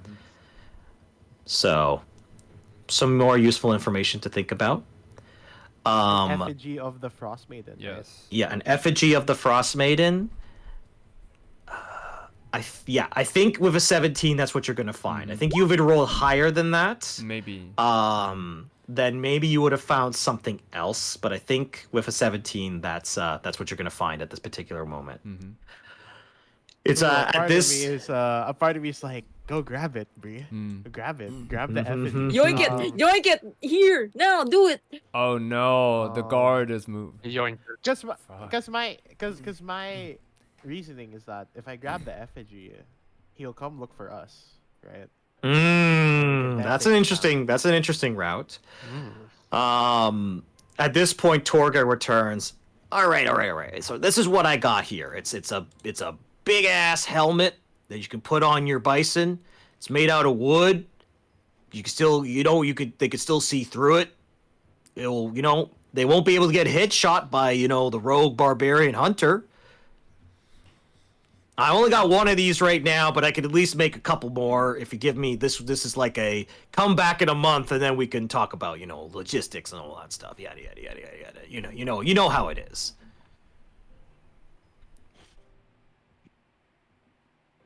And he's kind of like, all right, yeah. Brandon he's thinking, he's considering, and he says, yes, but he's going to gesture his bison because remember, bison are pretty large animals. He's going to say, yes. Well, have you considered? If you need to take measurements to get a rough idea about how big these bison are, I would suggest you use Peanut over here. That's his name. His name is Peanut. His name is Peanut. Oh my god. Peanut and cream puff. Oh, that's good. Peanut is like I said, it's he's big. And she kind of like does some measurements, and she kind of thinks for a moment. All right. Tell you what, because this is a custom order and all this stuff, we'll say the first one we'll make it a solid like 1 gold piece, all right, for the first one. And then you and we can talk a little bit about a discount on a bulk order in a month or two. Sound good? Yes, in a month or two, actually. If you wish to see the rest of the herd, I would recommend visiting my ranch at Kerkonig. Oh, absolutely. I'm probably going to be hitting That would help give you an idea about how bulky this order is actually going to be. And you see one of the guys next to the campfire. But boss, I thought we were hitting to Bremen. And you see Tor go, shut up. There's nothing in Bremen. We can go head eastward. Wow. And you see, it was like, but I wanted to see the lake monster. It's like, no, you didn't. No, you didn't. That's just a rumor. What? I hear he's really friendly. Oh, yeah, everybody's friendly in Icewind Dale. And you see those 2 bandits like next to the campfire just kind of bickering. Yeah, it's like, just Brandon takes a look. He's thinking to himself, yeah, he actually is pretty friendly, honestly. Yeah, he was fine. He was great. Torga's gonna say, well, if we're gonna be heading eastward, I should probably get things packed up. And are you gonna hand them the gold piece? Wait, Yes, I will. I'll toss a I coin also to my want to witcher. buy nice. I also want to buy a lantern, if that's possible. Oh yes, of course. Yes. Give me 1 second. I have a PDF for this. Nice. Give me a moment. Take your time. In the meantime, while waiting for Torga to look at the inventory, I will be just checking out the Mr. Sephik over here to see what's on his person. Oh, nice. Absolutely. Okay. I will say for a lantern, let's make it 1 silver piece. Perfect. Okay. So you give him a silver piece. Oh wait, no, I found a lantern. Oh, that's a little bit more expensive. Okay. It's gonna be 10 silver pieces. Ooh, a gold piece? On Nice. gold. Okay, you know what? Sure, I'll give it. Okay. But this is actually what's nice about this is a good source of light. Like it's durable. It's a lot better than a torch because like it's like a glass lantern, so it can keep a light inside of it relatively easy. You don't have to worry about like a really strong wind blow going in and doing like that. Wonderful, wonderful, wonderful. All right. I will say, Eden, I want you to make a insight check on Sephik. Just a general insight check. Oh, Eight. no. 8. Okay. Well, you aren't really able to ascertain any new knowledge, but once again, the facts are the same. He is standing there unbothered by the cold. The thing that you clock is that he doesn't have any weapons on him, but he is standing very confidently, like that is not an issue for him. Hard man to read. He's a very hard man to read. Now, that could mean, like, does he have the ability to use magic? Does he just punch people in the face? Nobody knows. But he's a little bit tricky to read, and it does kind of intimidate you a little bit. I think at this point, he kind of clocks that you're looking him up and down and goes, "You need anything, little lady?" My, if you say it like that. I was just... She's gonna pretend to blush and say like, "Sorry, I was just a little bit interested in you. Aren't you cold? Do you need my cloak or something?" He kind of looks at you and goes, "The cold never really bothered me." Anyway, okay. Anyway.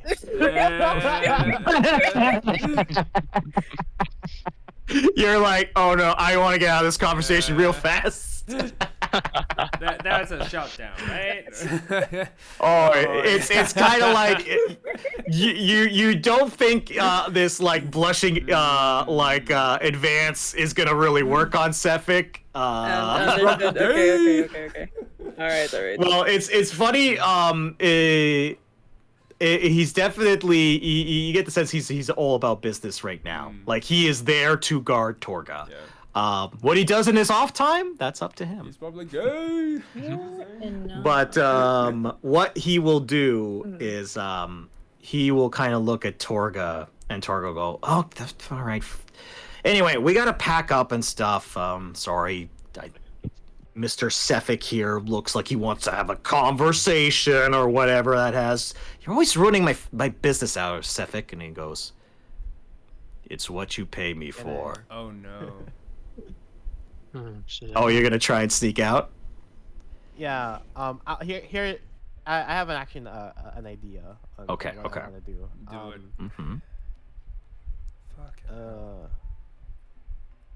Alright, so I will take the effigy. I am gonna like grab like a spare cloth and wrap it around like the effigy and then put it in my pack. Okay. And then second thing is that I observed that Torga went into one of like the tents, right? Yes, she went into that tent. Yes, that's correct. Since it is within 30 feet, while I try to sneak out, I will cast Minor Illusion on that tent and make a sound of like crashing metal. Nice. Like from the items kind of fell down right after checking it up, and then I will get out of the tent. Nice. Okay. All right, I will say that this distraction will give you advantage on this stealth check. All right. Oh my gosh! Please. 19. 19. Okay. Okay. Immediately Sephik stops the conversation and goes straight into the tent. And Torga's like, "What's going on over there?" And it's gonna walk over. All the bandits kind of walk over it. Oh, picked up the... Gonna have to move this light. Don't mind me. Suddenly, a beacon of light falls upon the party. Oh my god. But all of them kind of like approach over there, and when Sephik kind of comes out, he is a little bit annoyed. Can I make an insight check to to get an idea why he's looking a little upset there? Mm-hmm. Because I have not left the camp yet. Absolutely. That's a 7. It's hard to read. He's a cold man. He could be just annoyed because he was expecting like a fight. It could be like You can be annoyed for a multitude of different reasons, but you're not able to clock it with a 7, unfortunately. But team talk, are you guys going to be making your way? Yeah, I Probably. will. You know what? Yeah, I mean, I got what I needed out of this, so Yeah. Mm, and I'm going to I'll just assume that. whisper to Brandon. Mhm. Would have been nice maybe to see what was inside Tolga's tent. And Brandon's just saying, "I have faith. I have some faith in Bree and Regnar. I'm sure they found out." None. So back into the wilderness you go, and you reconvene. Bree, you show the effigy and you show the map.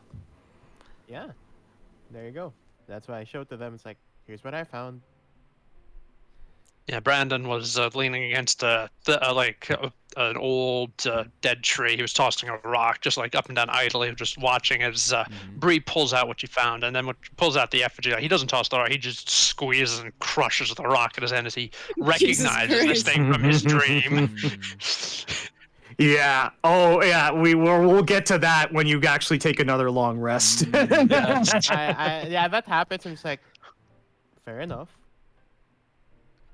All right, and I just kind of, well, we know that he has one location mark. It's Hops. If we can find where this place is and wait over there, we could ambush Sephik when he's around.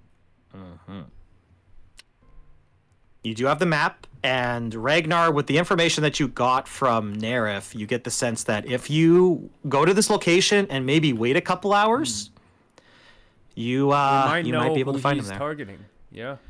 Well, you're getting the sense that it's Hobbs. Yeah. You get the sense that this.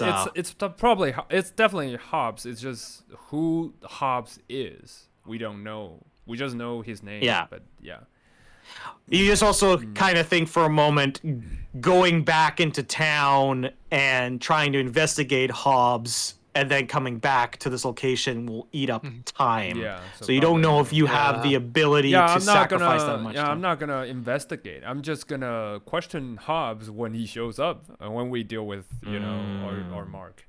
So yeah, I will say let's set up an ambush then. How fascinating.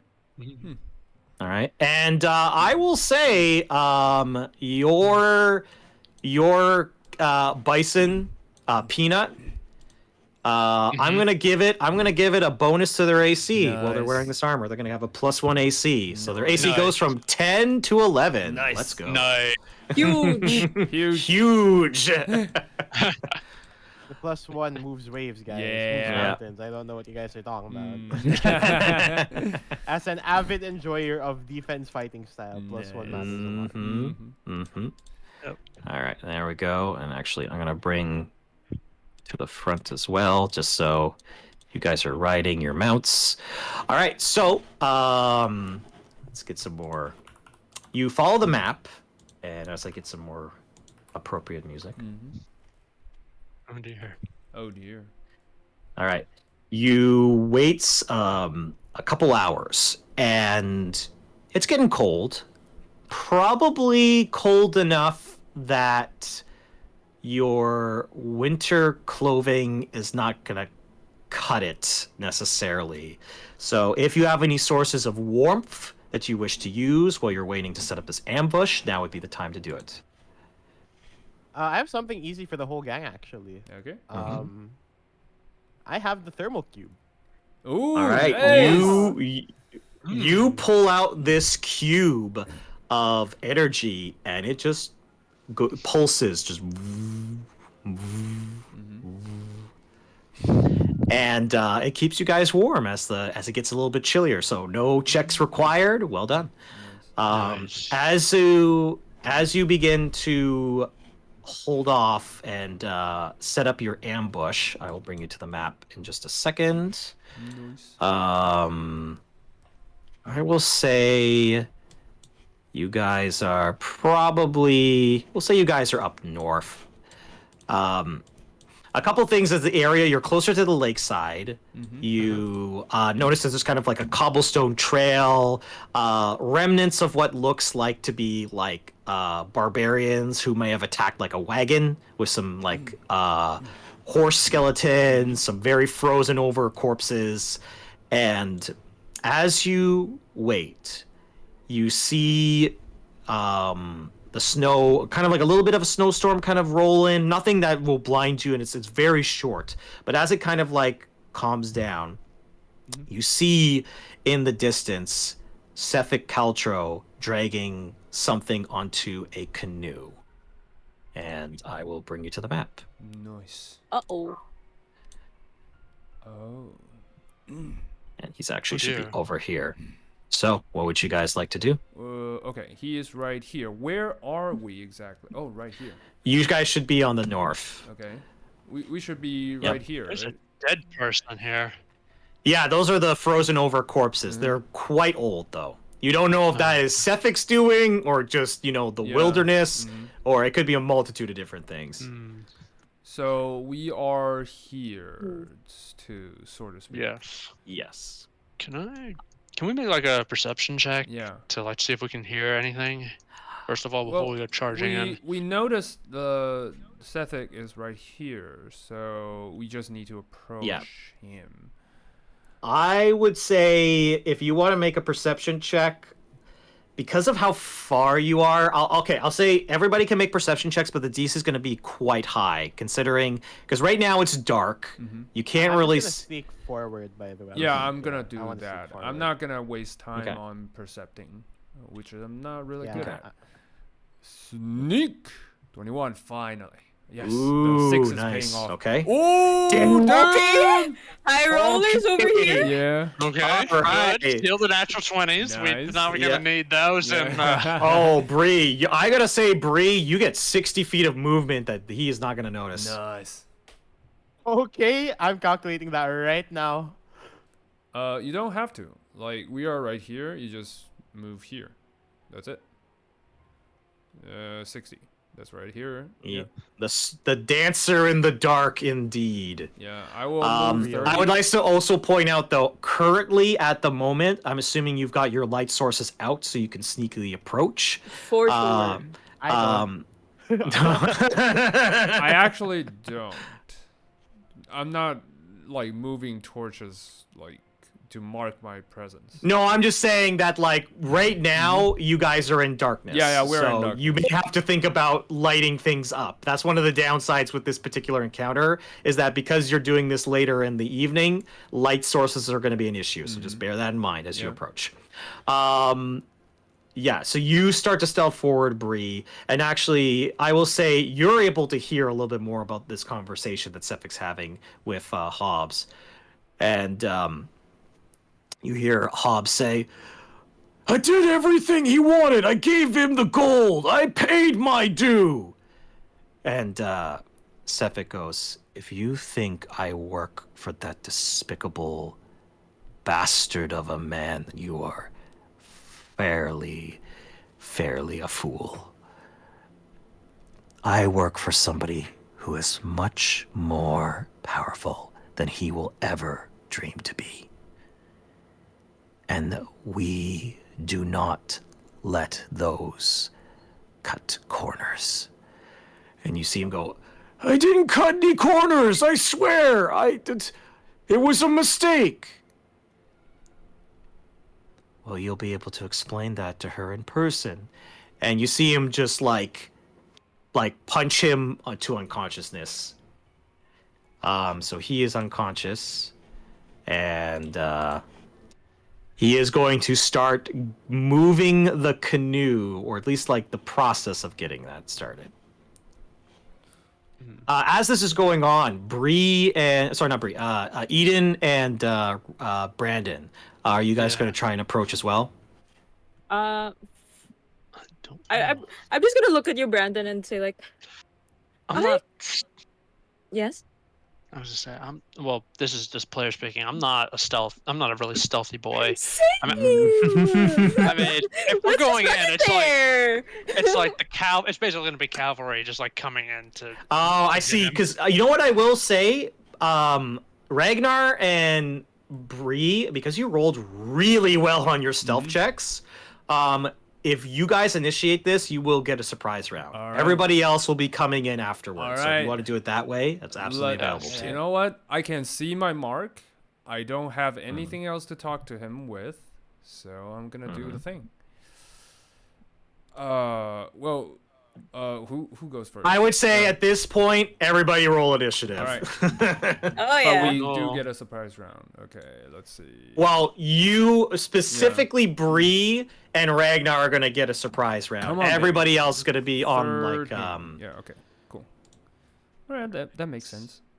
Gotta love Oh my God, a 2. Oh no! Oh no. That's okay. The healer being at the end of the initiative is fine. That's Oh, fine. she's not. No, She's no. our tank. Man. She's our tank. But GM, What? GM, listen, I have the alert feat, which means I can switch to in my initiative with somebody else's. Eden, would Ooh, you that's like true. to go first? Why not? I'm just gonna get in there. Yeah. All right. So we need Beautiful. our healer in there. So Eden can take my initiative, and I will take hers. So Okay, so Eden Eden's gonna has have a 16, And and I have Brandon, 2 you're point gonna 1. have it 2. 2. Ragnar, what did you get again? You got a 13. Yeah, I got a 13. I rolled with the token, so it should be on there. And Bree got an 18, Yeah. correct? Yep, Okay, it's already on so- there, so yeah, it should be fine. Yeah, And I'm just moving things into order. Don't Yep. mind me. you can just use sort. Sort helps you like sort out. Oh, Yeah. I've never noticed that button. Oh really? Okay. Yeah. You can just press Well, it that and would have everything's made sorted things out. a yeah. whole lot easier. Yeah. All right. So Bree, you have a surprise round. Sephik has not noticed you at this current moment. What would you like to do? I don't know. Like I want to just do the classic here. I kind of just want to walk at least 10 feet there. Mm-hmm.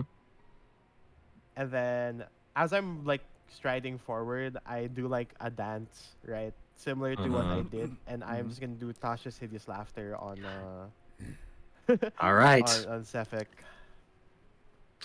All right, go for it. Oh wait, yeah, I gotta make a wisdom save. All right. DC 13.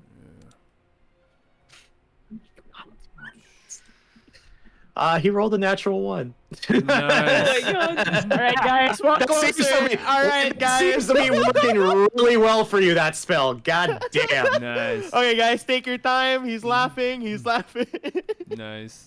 All right. So as he begins to cackle, he falls down prone and onto his knees and looks towards you with a righteous fury for sure.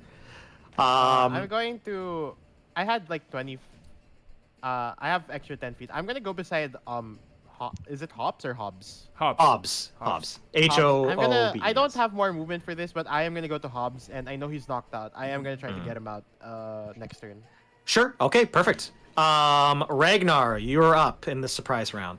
All right. Let me see what I can do. Okay. If you cast a spell and now has a casting action, you can spend 2 sorcery change the casting time to bonus action. Okay, to cast it twice. Interesting. Twin spell cast higher to additional creature. Yeah, cool. I will do the thing with my witch bolt. I will cast my witch bolt. Please be good. Can you ready it? Like, can you not hit him first? Can you like ready it first? Because like, if you hit him, he's gonna have advantage on his next save. Oh, okay. Yeah, then I will ready Yeah. it. Sorry. Okay. My bad. I will. Yeah. I will. We won't count the roll. Yeah. We'll say you're readying your I'll action. ready Okay. it. Okay. So now the round will start at the top. Bree. Hobbs can make its saving throw now actually, because it did. Oh, technically Sephik, take a Sephik, turn. okay. Sephik, Yeah. Sephik. Yeah, All right. Sephik. But he has just it's a regular. Just roll, regular correct? rolls. Yes. Okay. Yeah. Yeah. What's your DC? 13. He rolled a 12. Oh, He is yes. still laughing away. No. All right, Bree, you're up. Dancer in the dark. I have a quick question, right? This is gonna be a bit funny. Did he already load Hobbs into the canoe. Oh, He did. you want to sail the ship? Oh my Nice. god, Get on yes! the canoe and kick off, so he doesn't have his way of escape. I'm just gonna kick the canoe and like I'll take it for myself and let Hobbs roll around the snow. Nice. All right. What I will say is that if you notice, like, when I say you put him in the canoe, all of this is like ice. Like, it's actually icy cover. Oh! So what I will do is that I will say I'm gonna have to draw something. Okay. That asset is not a draw, but I do like that idea a lot. So I'm gonna draw a little. Okay, we'll say it's 4x4. I'll say there's the canoe, and you successfully push you and Hobbs over here. Like you just slide across the ice. So just that canoe yeah. asset there. Pretend it's not there Yeah, anymore. got That's it. where the canoe is. Okay. But is that your turn? I'll ready action to vicious mockery after his turn. Okay. Yeah. All right. Bree. Sorry, not Bree. Eden, you're up. Are you gonna take Cream Puff? The cavalry is arriving. Oh, yeah. Let's go. Let's And I fucking believe run in as fast as we can go. I believe Cream Puff has like 40 feet of movement, so if you dash, amazing. you can do 80 feet of movement. Yeah, I'll just dash straight up. Nice. I will grab you two. We'll just put Thank you you. right there. You go. So you up about there. Yep. If you do have a ranged attack, then you can absolutely try that. Actually, Eden. Actually, Eden. As a paladin? Oh, okay, fair. No, fair. actually, Eden. All right. Hold on. You can leap off Aye. your axe beak Yeah. and just walk normally to the attack range. Oh, I'll just unlock. Yeah. Yes. You are riding Okay. your axe beak. So. Yeah, technically you could do that. You could do that. Yeah. I will allow. So, like from an image perspective, you see Cream Puff leap up the cliffside and start galloping its way, doing a mighty squawk. Yeah. And as it kind of like puts the brakes on in the snow, Eden hops off. What do you have in your hand? Yeah. I have my big warhammer. Warhammer in hand. You bring it crashing down towards Sephik. You have advantage. Roll your attack. Please. Damn. 40k? Let's God Nice. damn go. it. I believe. No. Wait, I have it. I have it. Right. You got inspiration. Can I use Reroll. It's not a natural one, so you got that going for you. But it's I'd say as you kind of leap off and go dashing towards, you kind of stumble just a little bit, and that's enough for Sephik, while laughing, to kind of just roll just out of the way as it slams. Wait, do you want to use inspiration? Yeah. Yeah, I it should be did have roll. inspiration. Yeah, it should roll again. Oh yeah, Yeah. regular Yeah. human inspiration. Yeah. You can if you want to, absolutely. But you do have to take the new roll. It's not with advantage, so you do have to Not take done. the new roll. Yeah, just roll a 1d20. Yeah, and take the left one. 15. All right, 15. 15 does hit, so you can roll for your Wonderful. damage. Yes. Smite. Smite. Whack 'em all. That's mine. Whack 'em. I'll save it. Not for now. I'll save it. Okay. Okay. Roll for damage. 14. 14. Nice. Whoa, Jesus, you rolled max. you rolled max damage. God Nice. damn. I'll also say I also have Savage Attacker, which lets me roll the weapons damage die twice. Well, you can re-roll the You weapons already have damage the dice max, twice. so You already yeah. have max. So So probably okay, never not. mind. We're good. Yeah. yeah. All right, you slam and right into Sephik's chest. He's like, ooh. It hurts. It hurts real bad. It can make a saving throw with advantage now. Yeah. Okay. I'll say, Okay. All right. Sorry, what were you gonna say, Eden? please send the Frost Maiden my regards. Oh, nice. All right. That's your turn. Ragnar, you're up. All right. Does he break out of it? He does break out of it. All right. Okay, Then okay, okay, so I can like concentrate on other stuff. aforementioned, I readied my action when he is up. So does that mean I get to attack twice this turn? Because I readied my previously. I would say your action goes off if you Okay, want to. Yeah, I will do that. Okay, which bold? I will probably use lucky if it's bad. Oh, I don't need to. 21 does hit. 21. Nice. Fuck, 60 feet? Actually, 120 What? feet. Sorry, 60 feet. Yeah, 60. That's crazy. Yeah, you know what? I'll Holy. move a little bit. Hold on. Can I reach him though? Let me check.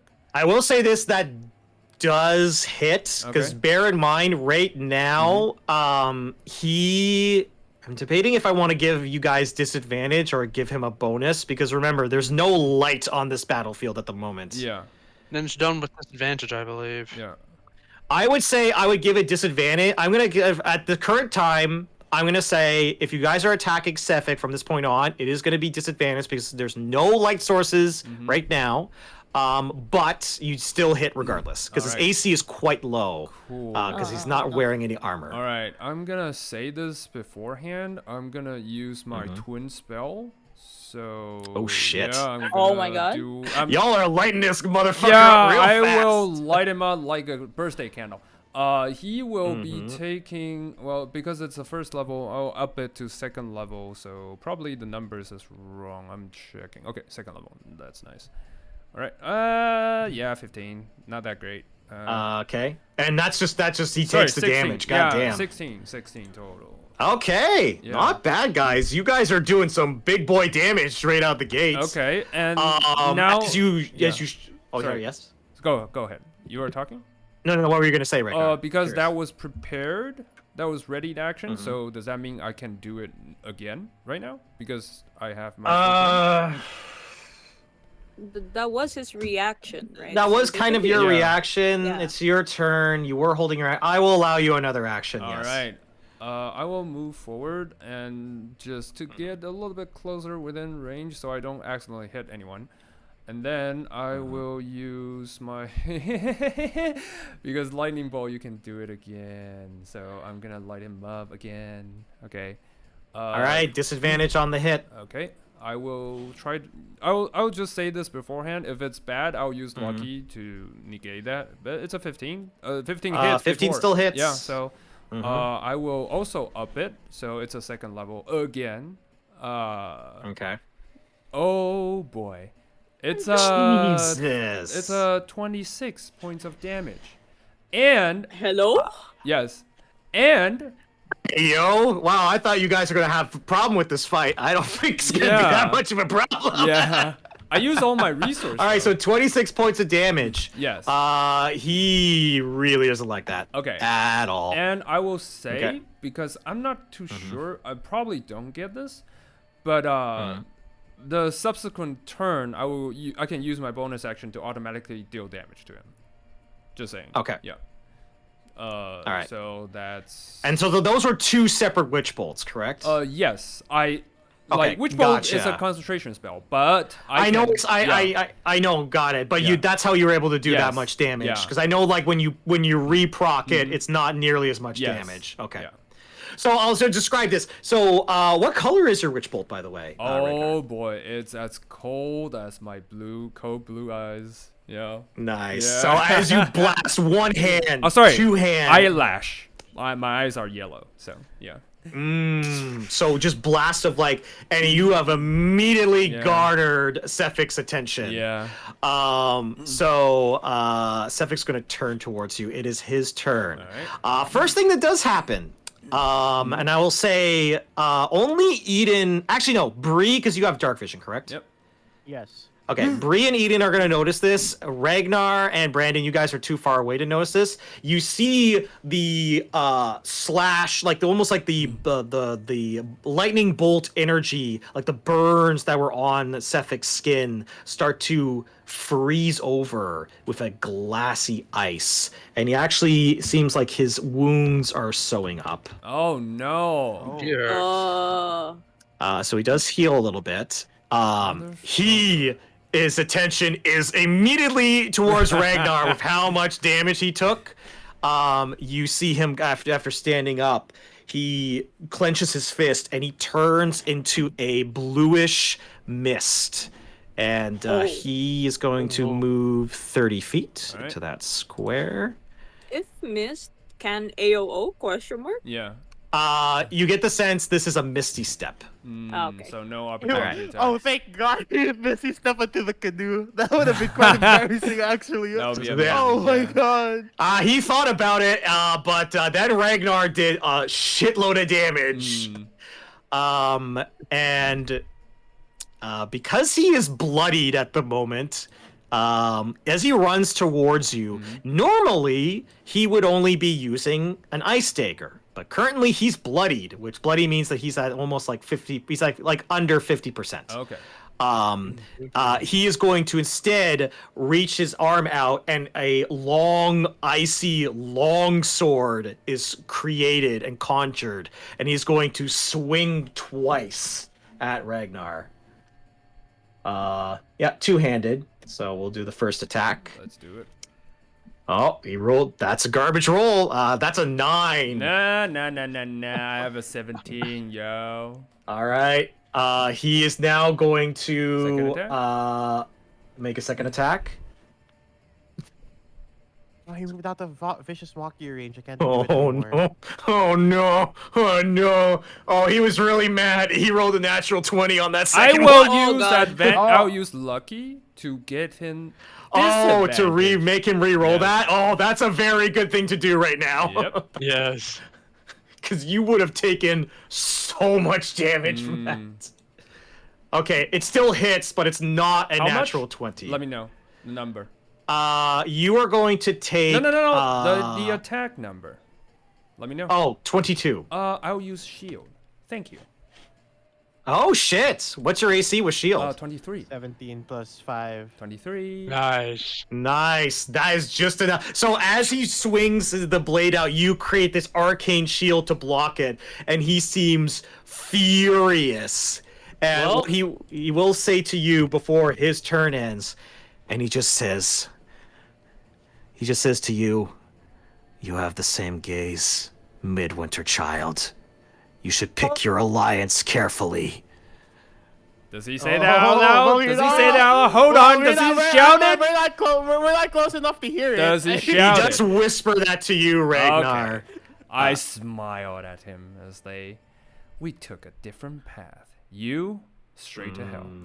Yep, that's it. Yeah. Hey. Yeah, I like that. All right, Brandon, you're up. Okay, let's see where I can move my cow. Can I move my cow like here-ish? Yeah. Your cow can move 30 feet. 30. Okay, nice. Can I have a dash? Your cow can dash 60. I want to get behind him and flank him nice. so I can hit him with my axe. Nice. All right. I'll say you can get there, and then you can hop off and flank. Hey, I'm gonna hop off. I'm gonna flank him, and while he's focused on him, he's gonna hear like this noise in the darkness, and then he feels like I just poke him in between the shoulder blades with my axe. Nice. And right as he turns around, I'm gonna swing with advantage. 16. Nice. 16 does hit.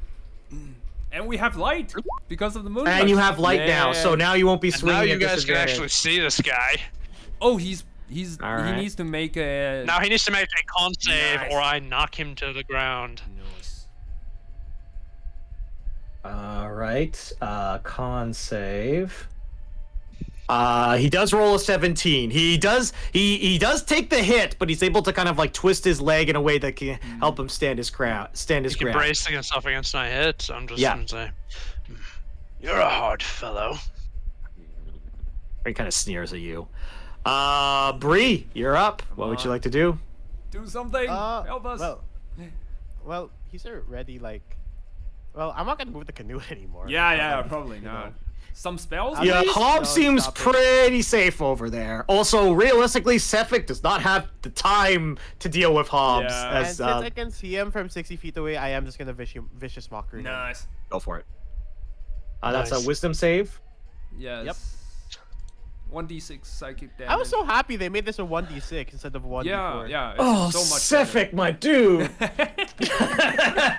All right, he rolled a natural 1. Yeah! So he's gonna take 1d6 psychic damage. And he has disadvantage on the next attack roll. So I like since I'm on on ice, I think Bree just makes uses it to her advantage and just spins very rapidly. Nice. And then it's like sorry, another Octopath Traveler reference. Nice. Bewildering grace. Nice. So yeah, 1d6. I'll roll for it. Nice. That's really okay. Nice. Respectable. And yeah, I'll just stand by the canoe, guard Hobbs, and that's my turn. All right. That's your turn. Eden, what would you like to do? Eden would like to get back on her axe beak, Cream Puff. Okay. Yep. Tell Cream Puff to run over, hop off again. Actually, no. I think she'll just stay on the axe beak and then like take out her lance instead. Nice. I like it. Okay. So done. move here and just get stand there. on axe beak. Yeah, nice. And then Right here. the axe beak has, I believe, 40 feet of movement, so Yeah. you can get there. Yeah. I'm done. All right. And Quick question. I don't know if you're going to be able to get into a flanking position because currently Brandon That's and all right. Regnar are flanking. Yeah. But you can definitely take out your what was it, spear or javelin? Yeah. My lance. Your lance. Okay, as you approach. Oh, this is so cool. Yeah. You're like you are running. You've got Cream Puff, rider. Chocobo style with a lance. You know your hair is blowing in the wind. You look like a certified badass. Yippee! All right. Roll for a hit. Take this, evil scum. Nice. 25. God, 25. y'all are rolling so good right now. All right. Roll for damage. This should also make him prone if If he's what's the DC? yeah. Yeah. Con save sorry. Oh, it also has topple as well. Yeah. Yes. Okay. What's it based on? It's a Constitution yeah, saving but the throw. DC it should be based on your strength, right? Ah, okay. It should be the weapons stuff. Falcon, correct me if I'm wrong. If that's the case, it's 14, I think. I believe so. It's Yeah, probably something well, similar to Your weapon to ability, Regnar. probably. Brandon's Yeah. DC. Mm-hmm. No, Okay, no. hang on. I mean, I need to take a look. Just, I believe it is based on. Your ability like a with the strength weapon, save. yes. It should Yeah, I be. believe it's it would be based on strength. I believe. No, you know what? Actually, I'm actually just Someone calculating double check. the amount. You guys have rolled so high for damage. Yes. I'm actually checking the numbers right now because you rolled 15 piercing damage, correct? Mhm. Nod. Eden, how do you want to skewer Sephik? Nice. He's gone. Nice. Uh, Yeah, you're gone. I'll Yeah. say that it's less Eden who was like bloodthirsty and more her and more Cream Puff. Just My trying food. to. Mm-hmm. Cream Puff isn't carnivorous for people, but like she hasn't been fed yet, so Yeah. Yeah, You gotta do what you gotta do. I like the idea that you like charge in, and as you skewer Sephik, he shoots out as he kind of drops to 0, and He's dead. Nice. yeah, his corpse is on the ground, and then you see Cream Puff just start kind of like bashing his body and almost like attempt to kind of eat him a little bit. Nice. I'm gonna smack Cream Puff with like the frozen trout. Say like, no, here's your dinner. Go eat. Hey, Yeah, so nice. he picks up. Hey. He picks up. All right, Regnar, you're up. Wait. Isn't the combat over? His body's on. Regnar, you're up. Oh no. Oh no. Okay. Okay. Hold on. First things first. Subsequent turn, witch ball triggers. So Yeah. I'll roll a 1d12 for that. It's a 9. I'm Okay. tasing a dead corpse. The body is definitely taking some damage. You know what? I'm gonna do this. Okay. I have my dagger. I would say. Okay. Go for it. Oh, What? What were you gonna do? No, no, no. before? You say what you're gonna say. I was gonna say, I'm gonna say you're gonna be able to figure out some things after the Sephik's turn. Okay. Wait, but hold on. I as a player, we know he regenerated last time with that icing ability. So he can regenerate right when his turn. Okay. Possibly. That's interesting. Okay, DM, I'm gonna do this. Yeah. I'm gonna reach out, pull my dagger out, I'm gonna stuck that dagger straight to his skull. Just through the eye socket, right through his skull. Okay. Yeah. Let's see as you you recover stab from that, motherfucker. This. Yeah. You stick it in his skull. Yeah. And in your horror, you see as you kind of dig the dagger dream into his eye socket, the eye socket fills with ice, and your dagger shoots out like a bullet and goes flying across the battlefield. Fuck. Whoa. And Sephik goes, "Did you really think it was going to be that easy?" Okay. I was the hope. Yes. Also, he's going to make 2 attacks on Cream Puff. He has first. No, he has 1 disadvantage attack because of the Victor's Mockery. Oh, that's right. That's right. Thank you for reminding me of that. All right. Don't you get away from this. Let's see. Disadvantage attack on Cream Puff. Okay, disadvantage made a difference because Nice. he rolled a 25 and an 8. Oh my god. However, he is gonna swing again with his longsword. That is gonna hit Cream Puff. Luckily, Cream Puff has 19 hit points, which is good because Cream Puff takes 18 points of damage. I knew.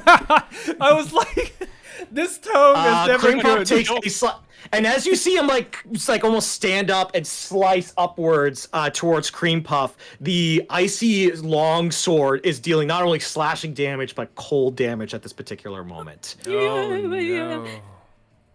And honestly, I'm gonna say, Eden, I'm gonna need you to make a dexterity saving throw. Oh, he just killed Cream Puff. Okay.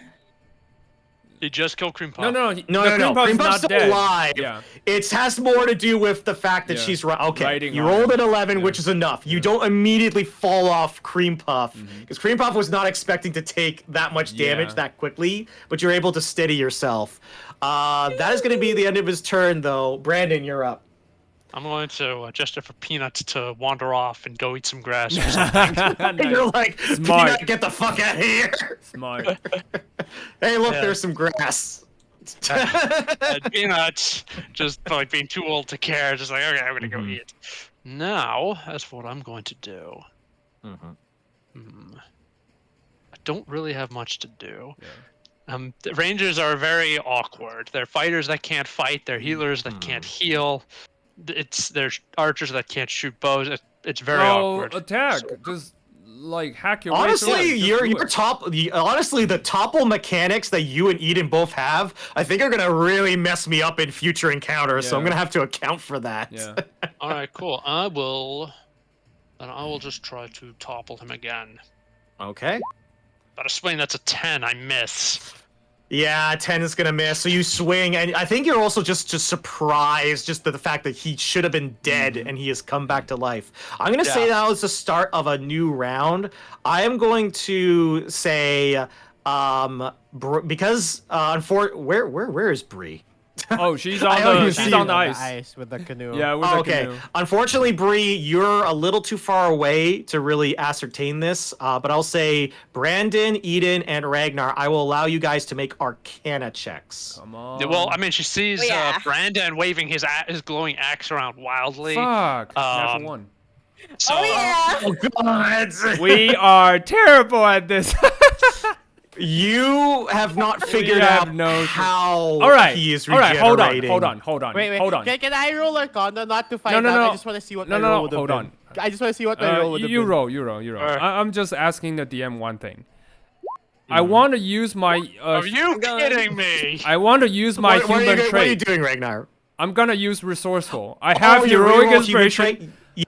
Yeah, I this would be the fucking time need to do this. it.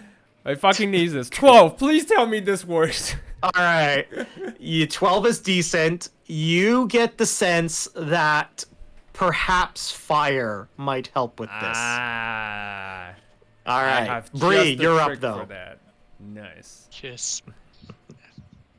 Seemingly, it seems like there's no fighting, so Bree is just gonna Shoot. raise an eyebrow, spin again, and use vicious mockery. No. Okay, go for it. All right. No, the dude's got to roll. Like, God damn it. yes. Why can't I roll? Vicious Mockery again procs, which is good for you all. Yeah. Is there anything else you'd like to do, Bree? I stand by the canoe. I am not leaving this guy alone. Nice. You do 4 damage. You almost knock him back down again. Nice. He is very, very low.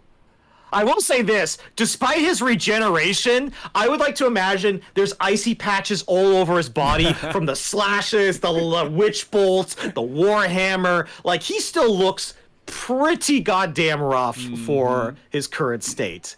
It's just the regeneration that's concerning. Can I give him thoughts like the cold does bother you? Yay!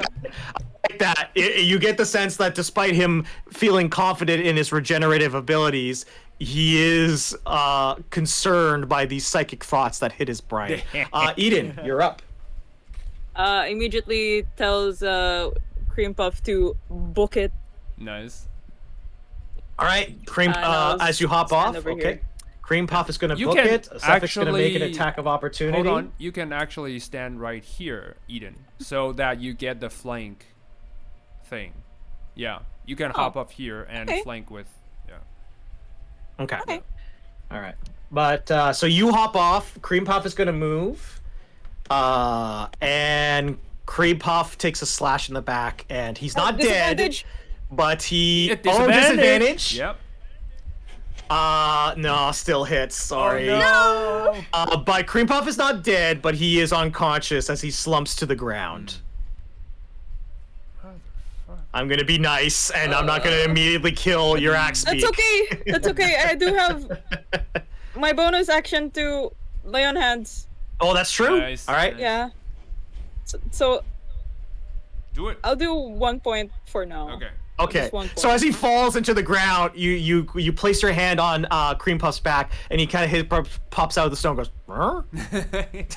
Like, what happened, guys? It was all a dream. It was all. It was all a horrible dream. Yeah. You still have your action though. What would you like to do?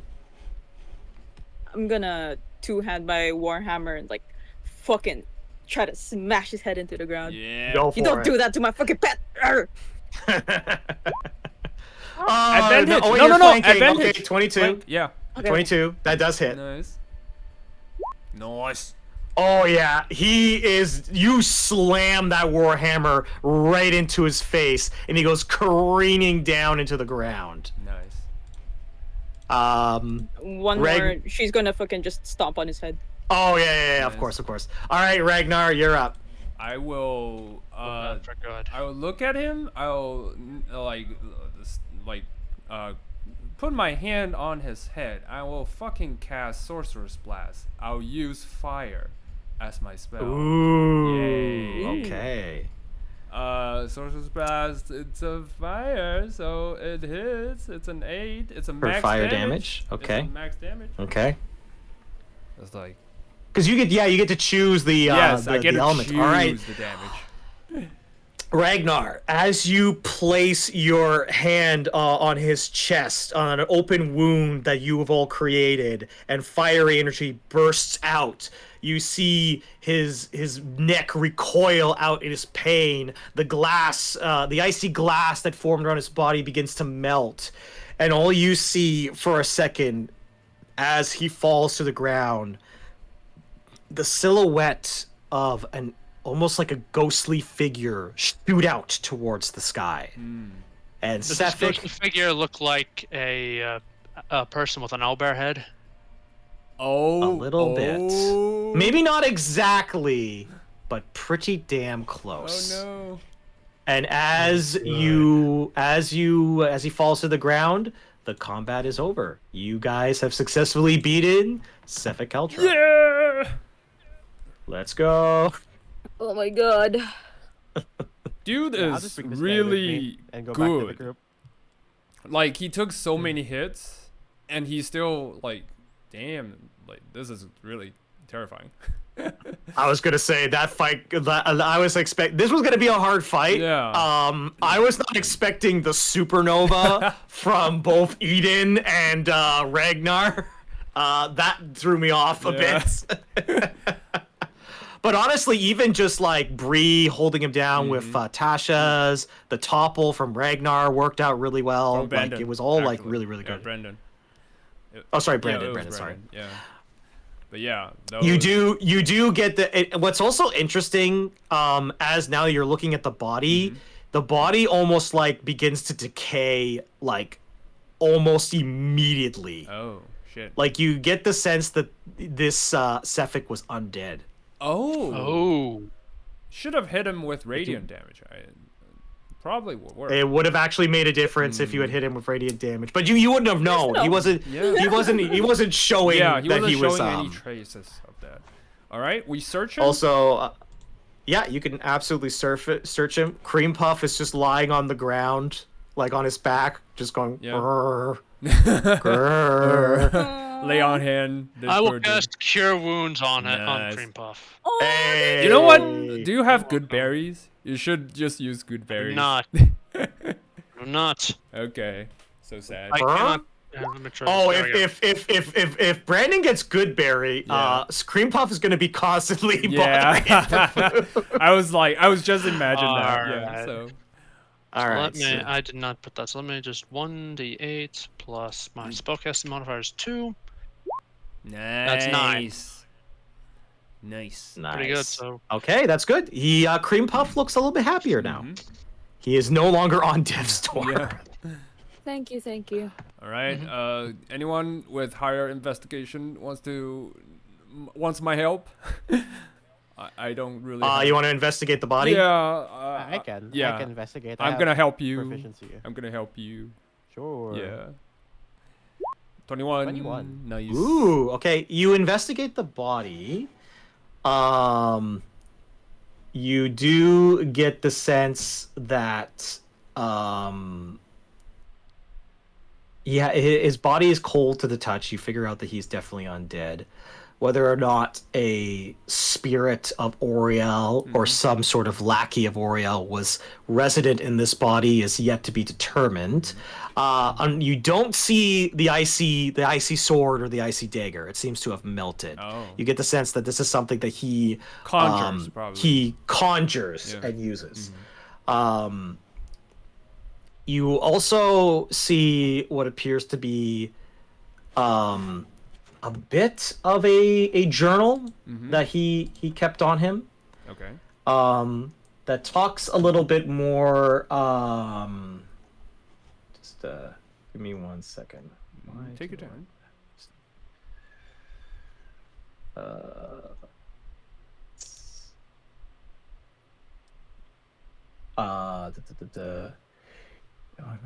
Yeah, okay, so you definitely see a journal that talks about how he actually he wasn't always a 10-town. He wasn't always like a 10-towner. Okay. How he traveled from far to the west, actually through the sea of moving ice, and that's where he met his demise. And it was only through the grace of Auril that he was brought back. Oh. And he offered to do her bidding for this new form, this new bit of life. You do find a couple interesting things. The last little entry talks about his frustration in losing his effigy, which somebody's holding on to. Nice. And it talks about wishing to speak more with the Midwinter Child. You don't know who that refers to. No one knows. It refers to somebody. No one knows. Nobody knows. I can't take a roll to understand what Midwinter Child pertains to. Honestly, this would actually be. Actually, Bree, you've been here for a long time, so I would say this is actually a term that's more of a history check.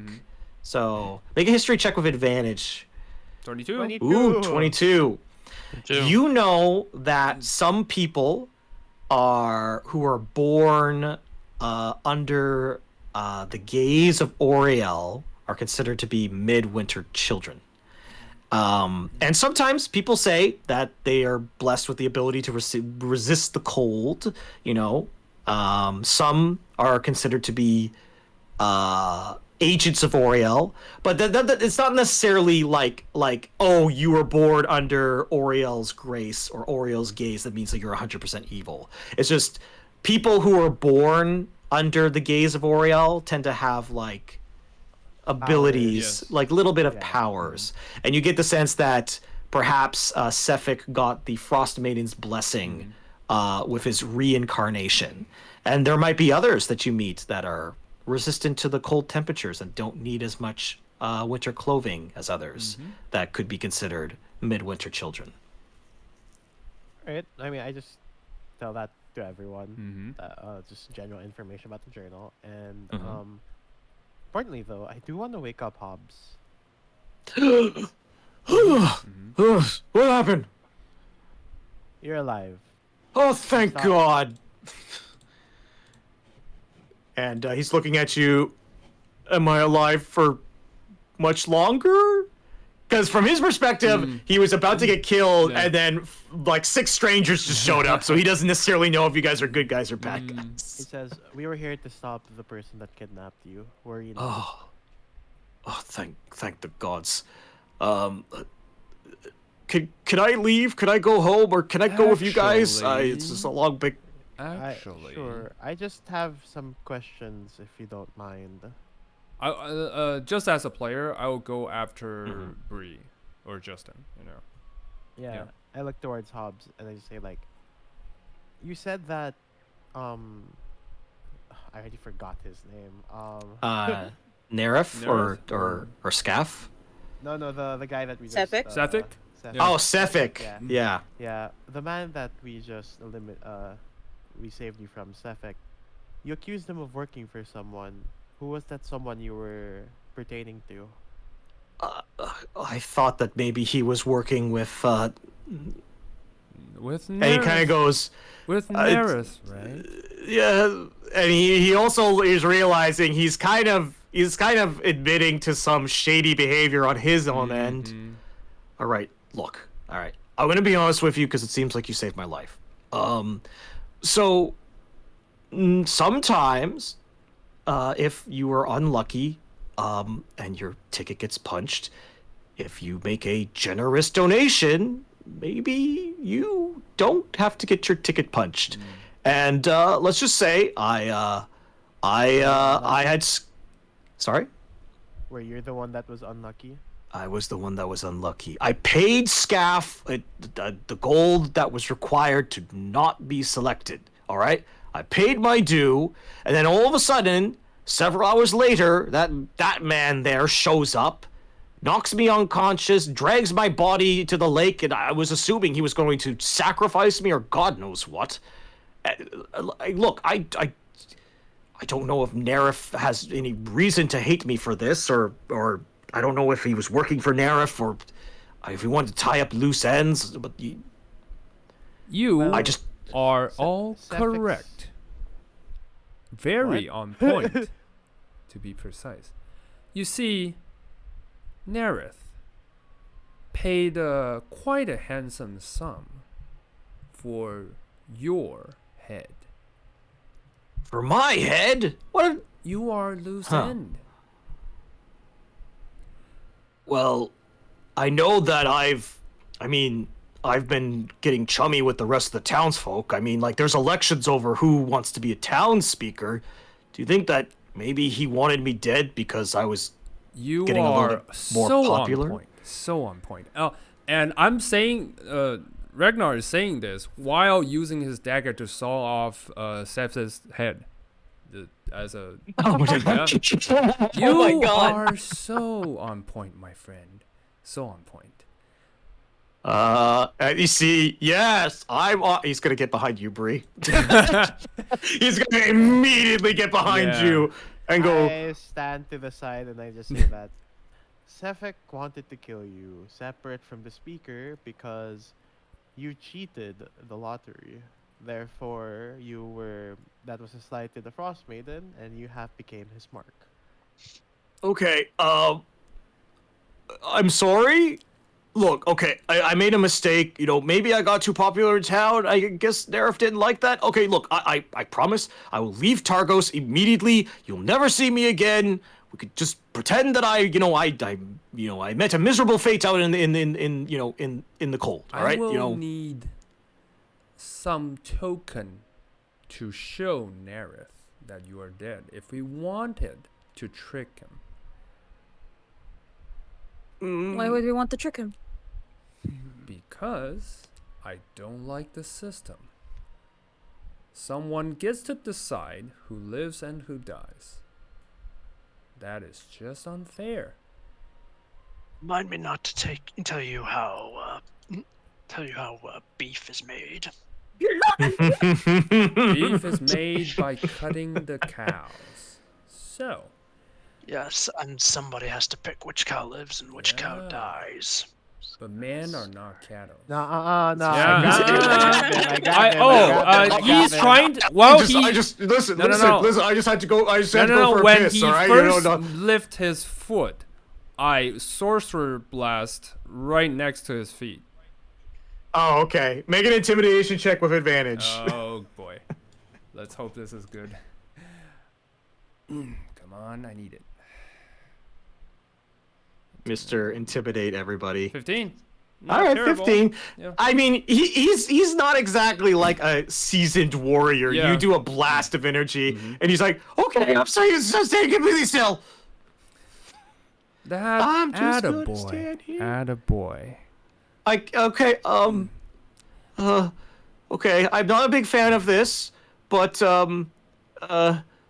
if I don't need my pinky. If you cut off my pinky as like I don't need such cruelty. I just need something you hold dear.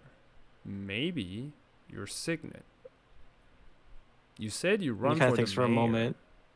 I do have an heirloom. It's that of a wooden elk. It's been passed down from my family for generations.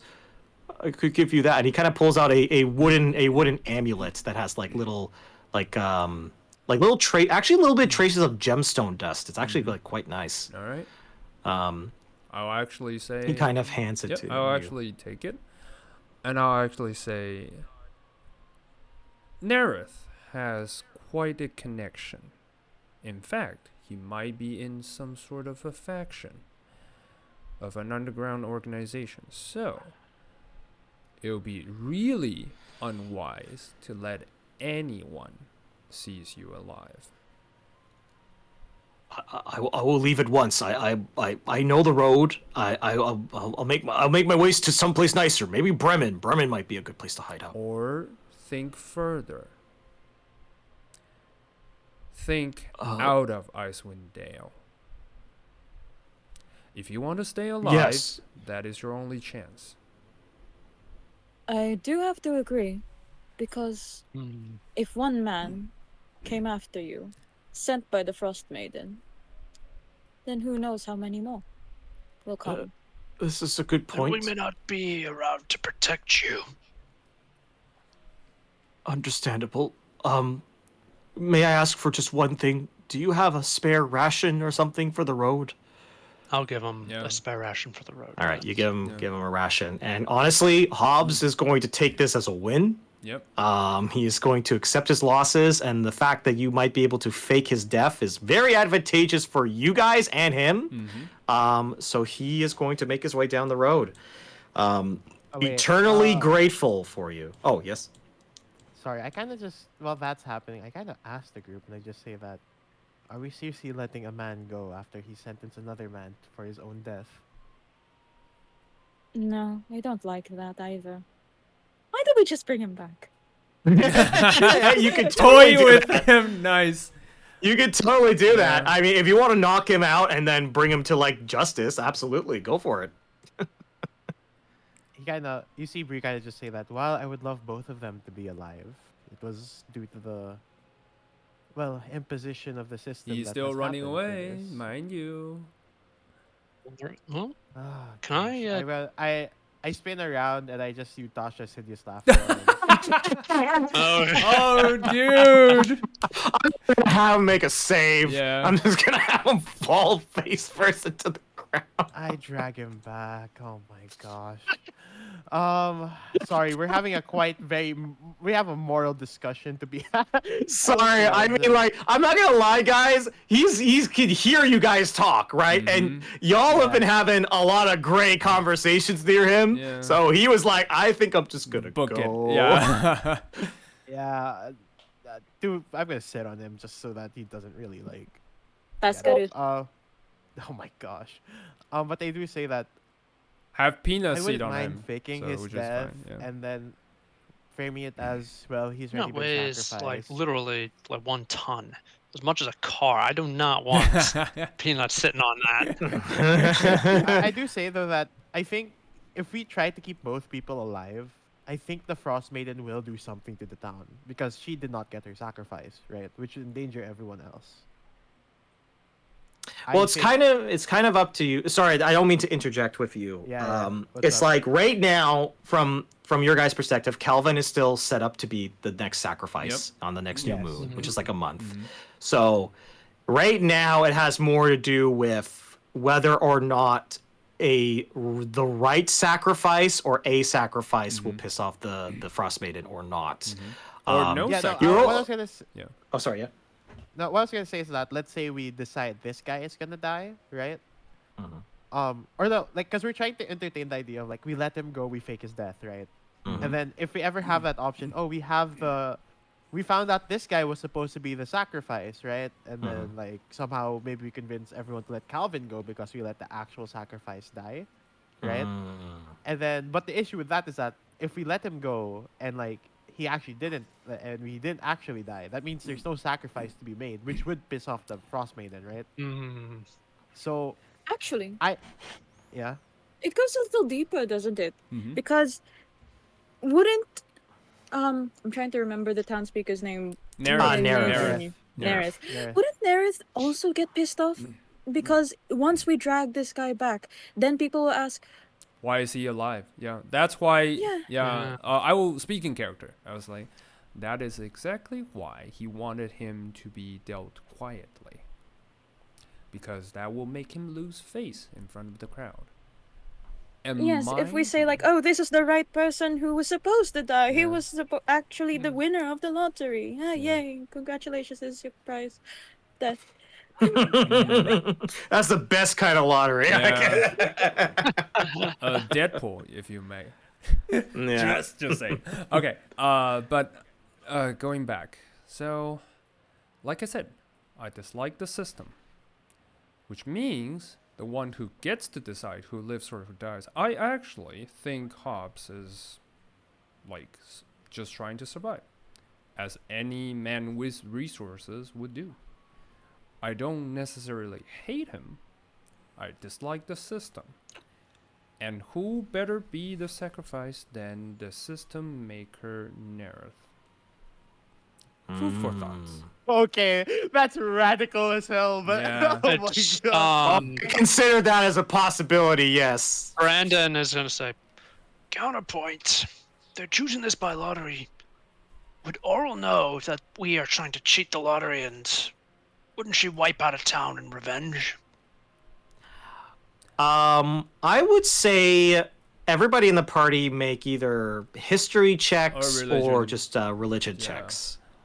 But I will say, regardless of what, if she would wipe out the town just by the cheating, it appears the cheating has been going on for many times.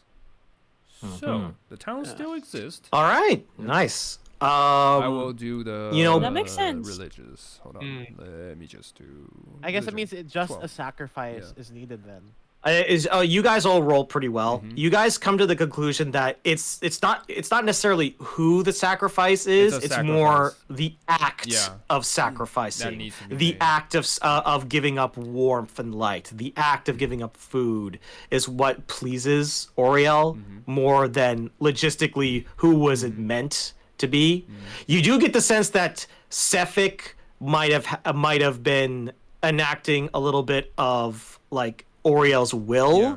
but that doesn't necessarily mean like she's gonna like say no Yeah. to. Also, you don't necessarily know like what wrong, like whether or not a sacrifice not happening is going to cause the town getting destroyed. I feel it like might be like bad things that happen in other ways. It could be like food is harder to get and stuff or like the that. blizzard is getting stronger or something. Or a like blizzard hits the town and that like people get sick, right? So you don't think it's necessarily no sacrifice, everybody dies. It's more like no sacrifice, something bad will happen. It's just what that bad thing is. I will say this: be different. Based on my limited knowledge of religious, it seems Auril only wants the concept of sacrifice. She doesn't really care for who's the target. All she needs is people feeding onto that concept. So, if we want to do this the best way, and as you suggested, we are going to have to convince an entire town to sacrifice their speaker. Or, because the ritual doesn't really care, we only need to kill Naereth by the way of sacrificing. How's that? Yes, but after we kill Naereth, We bought some we're gonna stop time. the town. We bought some time. We bought at least You another month. you see Hobbs on the ground while he's been laughing is like trying to raise his hand to interject with something. Okay, I drop concentration. What does he want to say?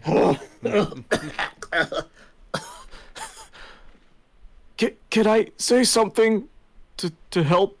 Maybe. Go for it. Okay. Look, if you guys want to take down Naereth, I'm more than willing to help. Remember, I had good connections with people in Targos. All right, is and what I I'm more was than willing to doing. testify. I was trying to Oh, keep you alive. testify. Look, No. He's saying that maybe he could testify and say like, "Oh, the lottery was always rigged, and so we must kill this guy instead." yes, the nice lady is kind of like hit the nail on the head. Look, all I'm saying is that if you want to play it that way, I've already got a little bit of sway with the townsfolk. Let me live, let me go back under your guys' protection, and we could probably start to change people's opinions on Naereth. Which- Maybe even make it so that he... What? Which alerts Naereth. Which Well, I'm not saying we need to be he has obvious eyes about and it. ears all over their town. He knows where I came from, which is quite unusual for someone who resides in 10 towns to know me. Which means If he's going to die, what does that matter? which means if we blaze in, having people see us, even the possibility would cause catastrophic ends. So I vote no. We still keep you alive. I'm not saying we renounce your help as a resource. I'm saying we do this quietly. We don't bring you in town in the first place. We hit you somewhere safe. We deal with Naereth, sacrificial way, then we reverse the town's opinion. You see Hobbs kind of go, well, maybe that could work. Listen, I don't really have much leeway. You guys seem, I like you. You seem nice. And she points to you, Eden. You, I haven't figured out yet, and points to you, Bree. And Regnar is like, yeah, you're nice. Watch your tongue. But Hobbs is going to simply say, regardless of what decision you make, you're probably going to have to go back to Targos at some point. I'm more than happy to stay. I could stay out here and, hide out a little bit. I've got this nice ration you gave me. Thank you, Brandon. Can I incite him? This guy was like running away while we're having a conversation. No way this guy is gonna stay here. You make an insight check on him if you want to. We have someone else, remember, Oh my in town. God, We can keep him. I will make the insight. I know he's probably gonna run away, but I'm still gonna make it. Make an insight check. A 7. It's hard. He's hard to read, Bree. Also, there's 11. a lot. This is like a Regnar. Okay, you rolled a 10. You get the sense that after Bree cast Tasha's hideous laughter, he is now kind of terrified of you all. Mm-hmm. He saw you kill Sephik Kaltro, who was like clearly a very powerful like being. Mm-hmm. Relatively easy, all things considered. Mm-hmm. And he's probably looking at his card and at the cards that he's been dealt, and he's like, I'm not gonna go and risk it at this point. I'm gonna follow what these guys are gonna do. They did, because remember, you guys did technically save his life. He's not like not considering that as a factor. You did save his life. You didn't have to save his life. So you think that he would probably stay at this point, if you guys, or if that's the plan you guys want to go moving forward. Okay. Sure. Yeah, so we go back to back to Targos. Yeah. We bring Hobbs and we confront the speaker over that. Is that basically the plan? Yep. We don't confront him. We meet. Well, him. we don't. It sounds what Regnar wants to do is that he doesn't want to bring Hobbs in immediately. Yeah. He wants Hobbs on the outskirts of town as like a wild card to be played later. Yeah. Okay, yeah. So But obviously we don't tip our hand immediately. Yes. So, also it sounds like the ritual has to be done at a certain point, right? It's during the new moon, which And technically how many days is that away? I'd say about 25 days, because technically the new moon. Remember last session, everybody sacrificed their light and warmth. That was the new moon. So technically, in like about 25-ish. Well, I guess say like probably 30 days actually. In about 30 days will be the next new moon. So that means we have we'll go back, we'll turn this in, get a reward, and then we'll do stuff for 30 days and come back. Yes. Yeah. Hell, you guys might even have some downtime if that's how you want to play it. I'm down for that. Okay, I like that plan. All right, so as you guys head, I will say this. Hobbs is going to try and make a little camp for himself in the little outcrop over here. He will do his best. He's actually like taking pieces of the wood from the wagon to maybe make like a fire and stuff like that. And he is going to stay put. And you already have a little mark on your map, so you know exactly where you need to go and grab him. And Regnar, you get the sense, considering the intimidation that that aura that you put out, along with Breeze just like making him fall face first into the snow, he's not gonna run. Yeah. He considered running before, but right now he is like, nope, that time has passed. Okay. All right. But yes, you guys make your way back to Targos for your reward. Are you gonna go and see Hlin? Sure. Yes. We'll see her first, and then we'll go see Naereth. Yeah. Okay. And as you walk in, you see Hlin kind of go, so, how'd it go? I put the head onto the desk. I dragged the head out of the pouch and put it onto the desk. And she kind of looks done. at it, sees Great job, the well done. undead bluish eyes, and goes, gives you a nod. Good. Did he suffer? Oh boy, did he suffer. Yes. Electrocution, Good. beheading, dagger to the eyes, fire, you name it. All right, well, as long as this killer's been finally dealt with, I can be happy. All right, I promise you a reward. You guys did good. All right, so here you go. First, she's going to pull out 25 gold pieces for each of you. Oh boy, yay. Oh, big gold. Big gold. Big money. Big gold, big money. Hang on, 25 gold you said? Yeah, Yep, for 25 gold pieces. 17, For each? Yeah, or for each. just- For each of you. So 25. total it would have been 100 for the party. It's 25 for the four of you. I'm Got marking it, it on 27 the gold. on the chat. Got it. Alrighty. Okay. And as she hands out the gold, she says, "And you know what? I'll throw these weapons that I found in my travels. I have no use for them, but you could probably do something. All right.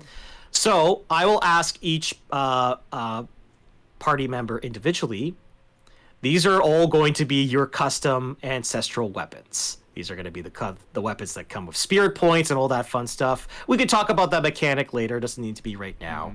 But it's a weapon that you will be able to customize as far as abilities and stuff like that. All right. So, Regnar, what is the form of your ancestral weapon you want to take? I will actually. I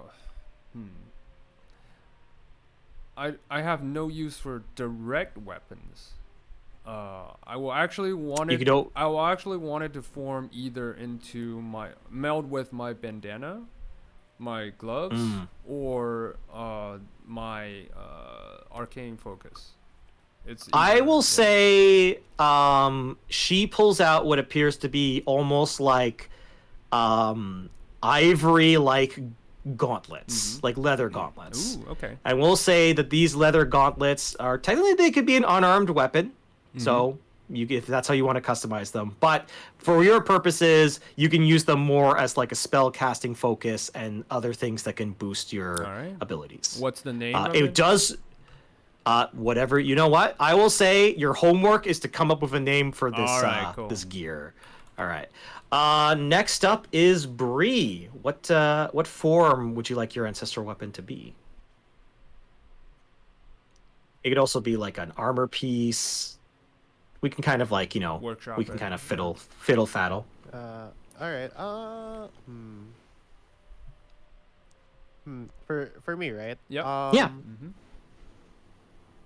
As the weapon goes down to the table, Bree, like uncharacteristically, like instantly grabs this piece or like this weapon, right? For the first time in a long time, she sees something that comes from her heritage. So it's a simple dagger with like a hilt of a wolf and like sort of like with nice sort of like very worn leather handles and like silver sort of hilt and like guard, right?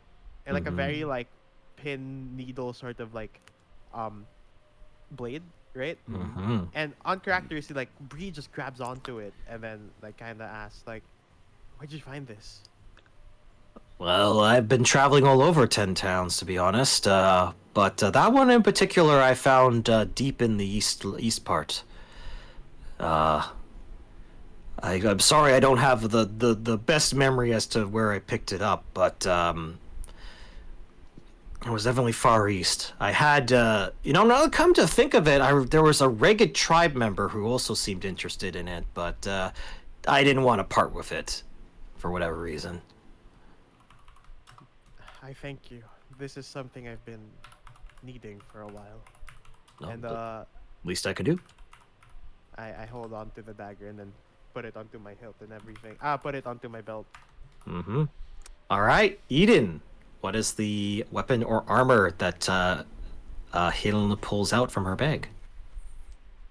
It's definitely gotta be a great shield. Great shield, absolutely. She pulls out this beautiful, and you know what? I like it. I like the idea that is a gleaming great shield, so it matches your armor. You are rocking that prismatic look. So she hands that to you, and it is sturdy, and it's weighted, it's balanced really well. It fits like a glove, so you can take that. And then finally, Mr. Brandon, what would you like yours to be? A shield with the front of it sculpted to look like a buffalo head. Nice. Ooh. So we got 2 shields, a dagger, and some gauntlets. Yes. All right. Yes. Nice. Okay. So you could add a shield to your inventory. And with that, she'll give you guys a friendly nod and says, "Well, I'm gonna hit the hay. I'm an early sleeper, early riser kind of gal. So thanks again. You did a good thing today." Thank you.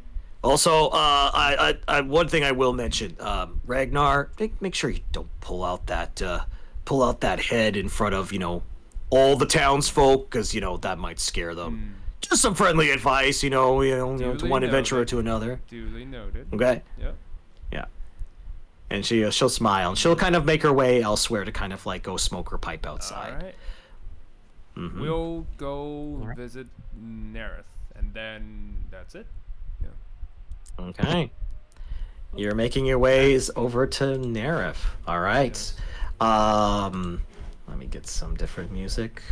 Let's do this music. You know what? I'm gonna go with that music because I don't know how this is gonna go. It's we'll fine. see. It's fine. It'll be fine. It'll be fine. It's not So his the time four yet. of you, Yeah. you go approach Naereth, and Naereth seems interested to hear you have all returned and goes, splendid. You've all returned.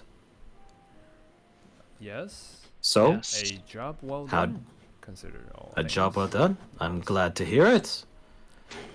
I And he kind of Yeah. he looks at you, Regnar, for any other confirmation. I pull the head again out of the bag onto the table, but while I pull it out, I also put just seemingly carelessly put was it a medallion? Oh, hold on. I think it was his heirloom, but I wasn't sure. It was like an heirloom. Yeah. We'll say it's an heirloom. Okay, the heirloom on top of the head. I was like, there you go. He gives you a nod. He doesn't seem like he wants to outward acknowledge the little conversation he had with you behind closed doors, but he'll give you a nod. And he says, well, for your troubles and for keeping the safety of Targos at bay, I appreciate it here. And you can take this. And he gives you a little bag, and you check at it. There's 400 gold pieces in there. All He was right. very serious about that. All right. Nice. God damn. It's very good dealing business with you. Yeah. I will say this, just as to understand, Skath is still in the room with you guys. Yeah. He is watching. Yeah. I hope Watching we you have. intently. My old friend. Nice. Do He you greet looks him at with that? you. He's like don't. he is like, if I don't engage, he can't hurt me. I do not even acknowledge him. Okay. Yeah. And he says, well, now that you seem to have killed this cold-hearted killer, I must ask, where does your next travel? Where do you think to travel next, if you don't mind? First, actually, can I make an insight check on him? Do it. On Naereth? Absolutely. Yeah, just to see how he felt when the head was pulled out of nowhere. That's a 19. Ooh, 19. Okay. You get the sense that he was not bothered by the sight of the head. If anything, he was kind of like, he almost did. You get the sense that he was also kind of a little bit surprised that you were successful. Because he knew that this guy was like serious business, right? But you get the sense his eyes did glean more at the heirloom that was on top of it, and that seemed to his face was awash with a little bit of satisfaction by seeing that confirmation, or so be confirmation that Hobbs is dead. So you do get that for sure. All right. And he kind of looks towards you four and goes, "Well, if you need any help, I'm more than happy to give you any of the resources, at least the ones that are available in Targos. You've definitely stopped a great evil today. I appreciate it." I actually would have something that I needed, but we'll discuss this later. Another time, perhaps. Another time. Very well. Well, enjoy your stay. There are many inns. Hell, if you wanted to even stay here, you certainly can. The Luskin Arms is open to all weary travelers. Noted. Got it. All right. Enjoy Glad to hear it. Enjoy your stay, my friends. Yes. Will do. Will do. And I'm going to leave. Yeah, we're leaving. All right. So as you leave, are you gonna go rejoin Tally and Azrin? Are you gonna go? Oh, sorry, Ezrin. Are you gonna explore? Okay. We'll probably rejoin them and probably just hit the hay as well because it's pretty late right now, right? Yeah. Let me set my timer because right now it's 1 p.m. You guys, I would say right now with all the travel back and forth, it's 3 p.m. at the moment. 3 p.m. That's but, not that late. Yeah. It's not late, but remember, it's dark outside, so it's up to you. All right. You do have at least a good amount of the day left to you, if you so desire. Yeah. Okay. I will ask the others what they want to do. Well, Yeah, Tally's kind of just like curious about how everything went, and she does ask a little bit. You don't have to give her like the full like breakdown, but you do kind of inform her how things kind of went. Okay. yeah. I'm gonna actually like be a storyteller and like Nice. hype it up a little bit. Nice. Ooh, okay, I like Nice. that. I like that. She definitely seems enamored for a bit, and Tally goes, "So you leapt off Cream Puff and then did like a super cool stabbing like attack?" Yeah. I Yeah, stabbed sure. him so hard that the ground split into two. Nice. That's so cool. I didn't know you could jump that high with all that armor. She kind of smiles a little bit. And I hope she knows that I am playing it up. Yeah. You get the sense where she does garner a little bit of that, but she's also happy to see a smile on your face, and it's happy moments that have been in short supply for her. So something like that is a wave of relief, and she says, "Well, I'm just glad to hear that he's dead. That was terrible what he did to Rima, and I'm glad he won't be able to do that to anyone else." None. I just don't. Thank you. I feel like I could say thank you in a bitter way. I don't know. I'm still kind of. I'm not gonna lie. You guys are like the first friends I've had for a long, long time. Usually kind of just stay to myself. So this is, this is a little bit exciting and a little overwhelming at the same time. You know what I mean?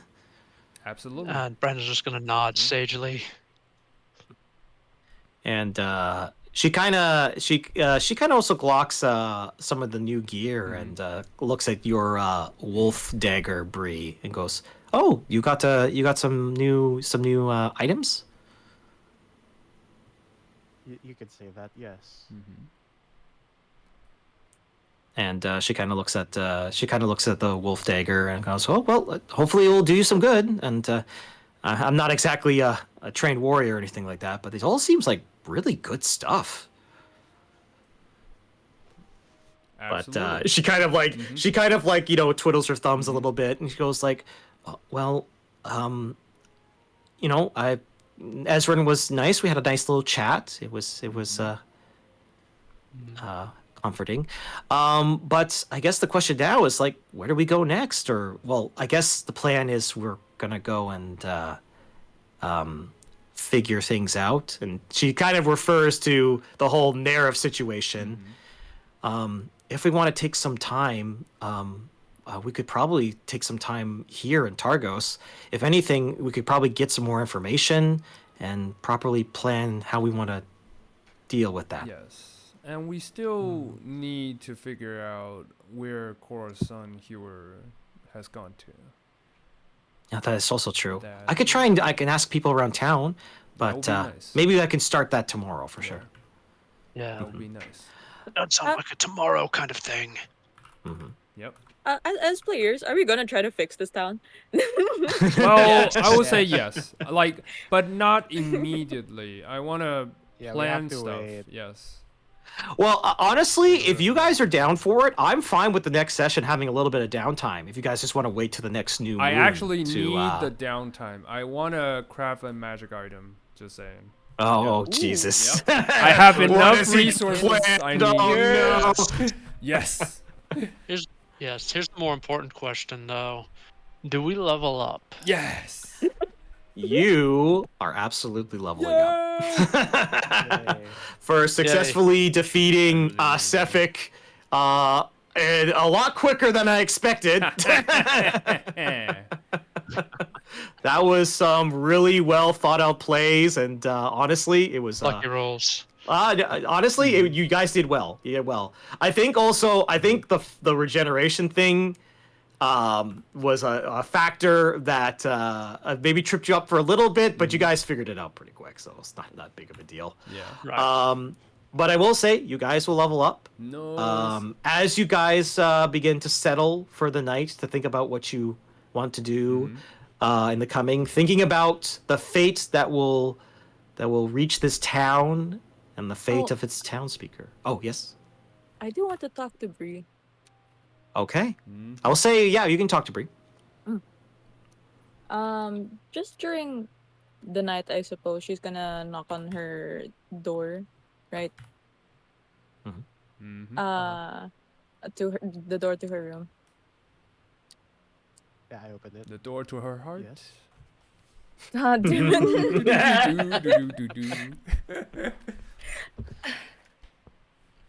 Bree, I wanted to talk actually about the dagger you picked up. Why What that about one? it? You see Bree kind of just like think about it for like a moment, but then answers quite plainly. The dagger is from my. It's from my heritage. It doesn't seem like you. Um, I always thought of you as someone who is graceful, not a close combatant, if that makes sense. Does a dagger need to be used to stab someone? It's a weapon. It's an object. As much as it can cut skin, it can also cut paper. So you're using something so beautiful with so much potential as a paper cutter. And with something so beautiful, you want to paint it in blood?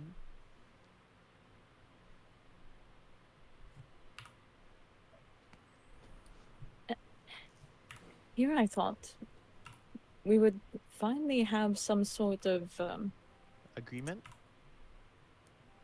similarity, perhaps. I thought we had similar values, but looks like I was wrong. Edith, I want you to make an insight check. Ooh.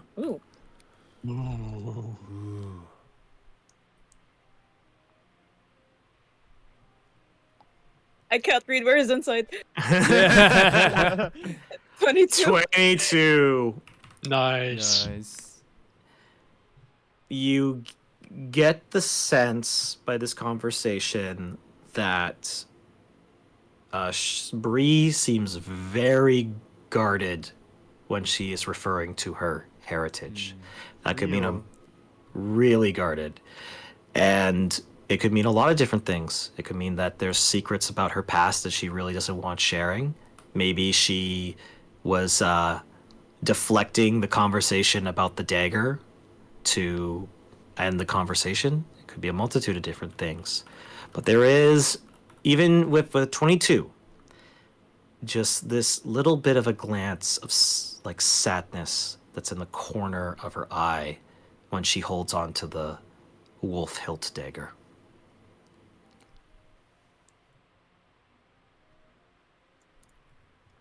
Did you pick it up simply because it was related to your heritage, right? Not so that you could protect yourself or protect others? Only because of that? Would there anything be wrong with having something as a reminder? Eden, why are you here? I think that You could. should be directed towards you. If you're yearning for your past so much, why don't you return? I'm here to move forward and sorry. And search for my mission. So why does my supposed chain to my past bother you so much? I lack to understand why this is so important to you. Because That you're I use- stagnant. Am I now? Damn. I'm getting the popcorn out. This is getting real intense. We're just like eavesdropping by the side of the walls, like, ooh, spicy. I thought you guys were just gonna have a friendly conversation. I This thought is you going guys in were a way gonna make different direction. out, to be honest. But no. That was crazy. Yeah, but I will say this. From your perspective, Bree, Eden is being very blunt. She's not a big fan of secrecy, and she is kind of standing her ground on this.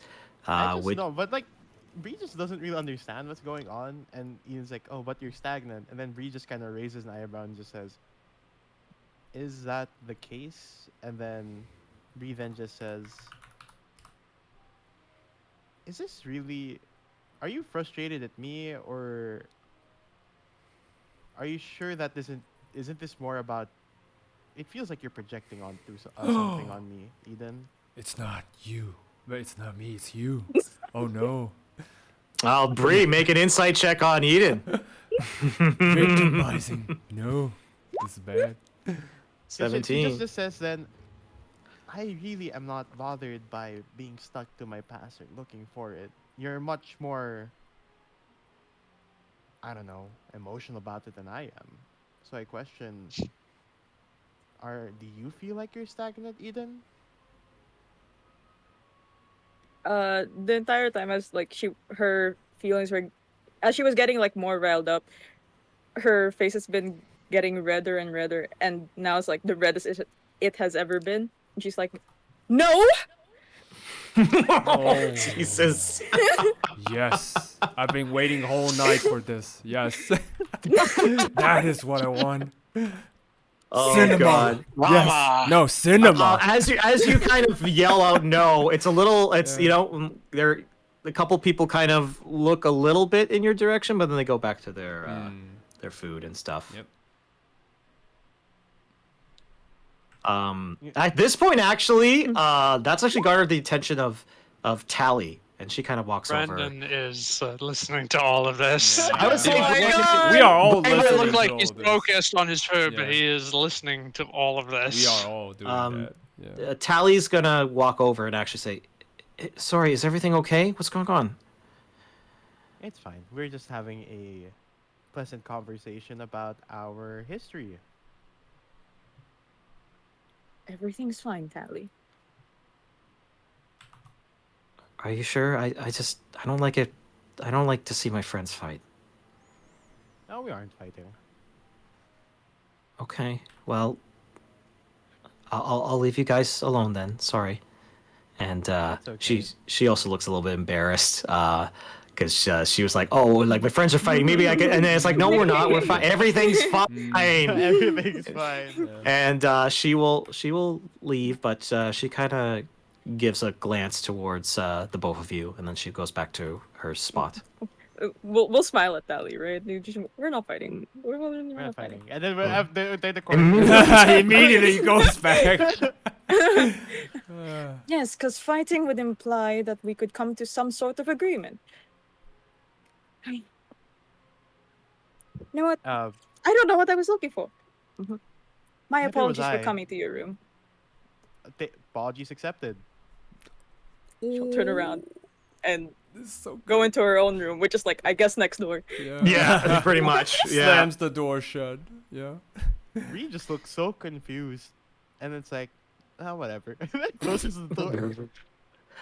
Yeah, Bree, you just kind of sit down and you're not quite sure how to make that conversation with Eden, but you do kind of glance at that wolf dagger, probably for a little while.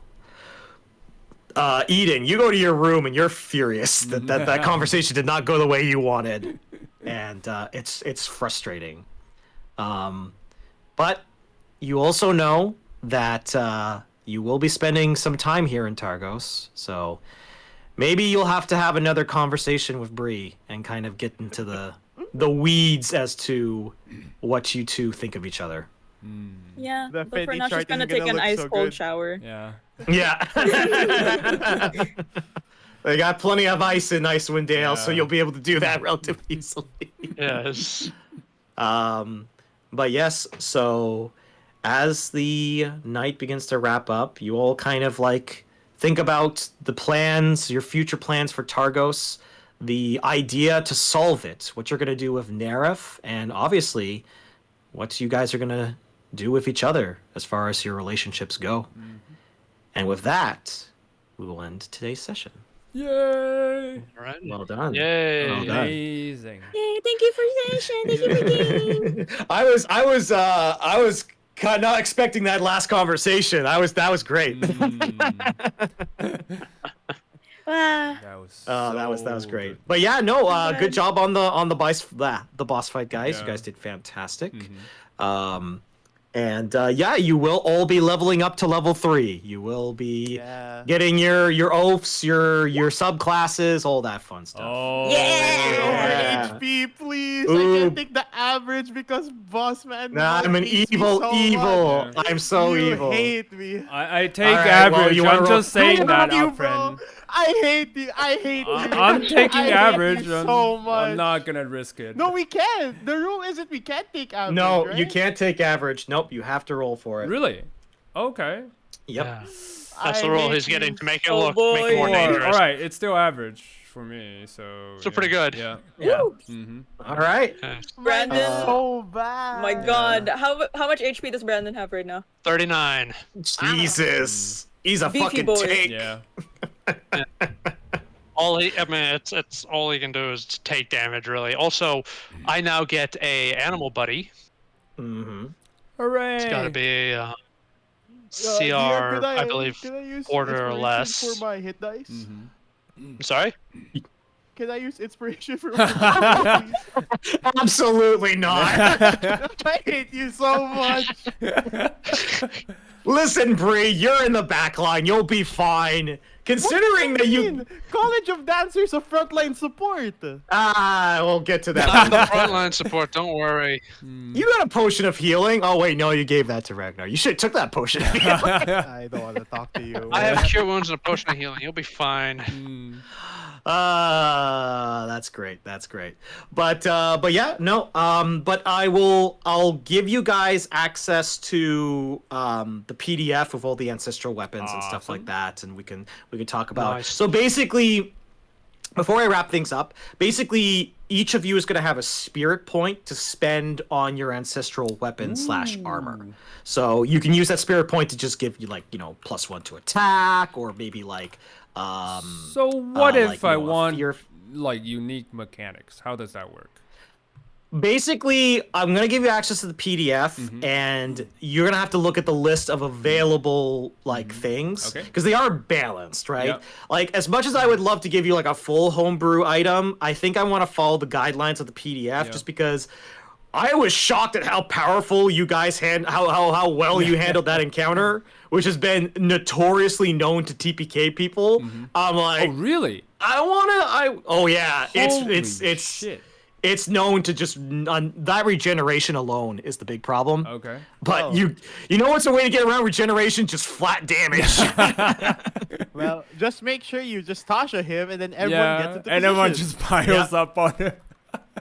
Yeah. But we can talk more about the mechanics of that later. So what I will say is that if you want to name your ancestral weapon, you absolutely can. So you can think about that in the coming weeks.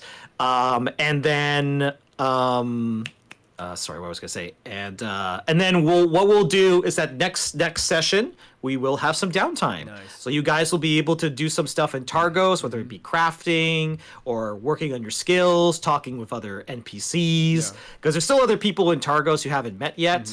I might actually have other NPCs show up that I was gonna have show up later, might show up now because you're gonna be spending some time in Targos. So I've got some surprise events that might happen. All right. But I hope you guys had a lot of fun. That was a fun session. I have a yes. surprise event for you, which is, as a Beastmaster Ranger, I am going to need access to Black Bear statistics. Nice. All right. So now Well, I actually, I will talk to you about that because in the updated version of the Beastmaster, you actually have what essentially the Beast of the Land companion. Yeah. Like it's actually like a It's stat a block. spiritual animal, and it upgrades I will talk with to you a your- little bit more about that specifically, Brandon. But what's nice is that it's a spiritual animal, which means you don't have to worry about keeping it alive. If it dies, you just resummon it, right? That's a little bit more of how it works. But I'll go into more details. I'll give you the stat block. We could talk a little bit more about that, like after the session and stuff like that. Throughout the week. I'll make sure you have that for sure. Yeah. But you think you wanted to take the form of a black bear, or bison? If I can choose the form, let's make it a bison so Peanut doesn't freak out. Yeah. Let's go. And you'll still have Peanut, so Peanut's gonna have a friend. Yes. I'm turning into a basically a one-man adventuring party at this point. Nice. Well, the thing I'm starting to realize is that you're gonna have your bison. We've got cream puff. I'm starting to realize, despite the fact that I didn't want druids and conjuration animals, this party keeps growing in size real fast. Yeah. Oh, I need to remind you. I will get the stuff I want, like when I talk to you, like before. Yeah. So we'll you'll have another stuff to deal with. Just saying. Yeah. Oh, I'm looking forward to it. Regnar's already becoming a problem from my perspective, which is the goal. Yes. Which is the goal for sure. Yeah. All right. But I do have to head out. But I will see you not next week because I am working, but the week after. I'll post the date on Roll20 for sure. I'll give you guys a recap. All right. Yep. All right. But yeah, you take it easy, guys. Once again, fantastic session. You too. Glad you. Thank All right. you. Thanks for All right. the DM. you. Man. It's Good. amazing. All right. Good. Bye, guys. Yeah. Bye. Bye all. Bye.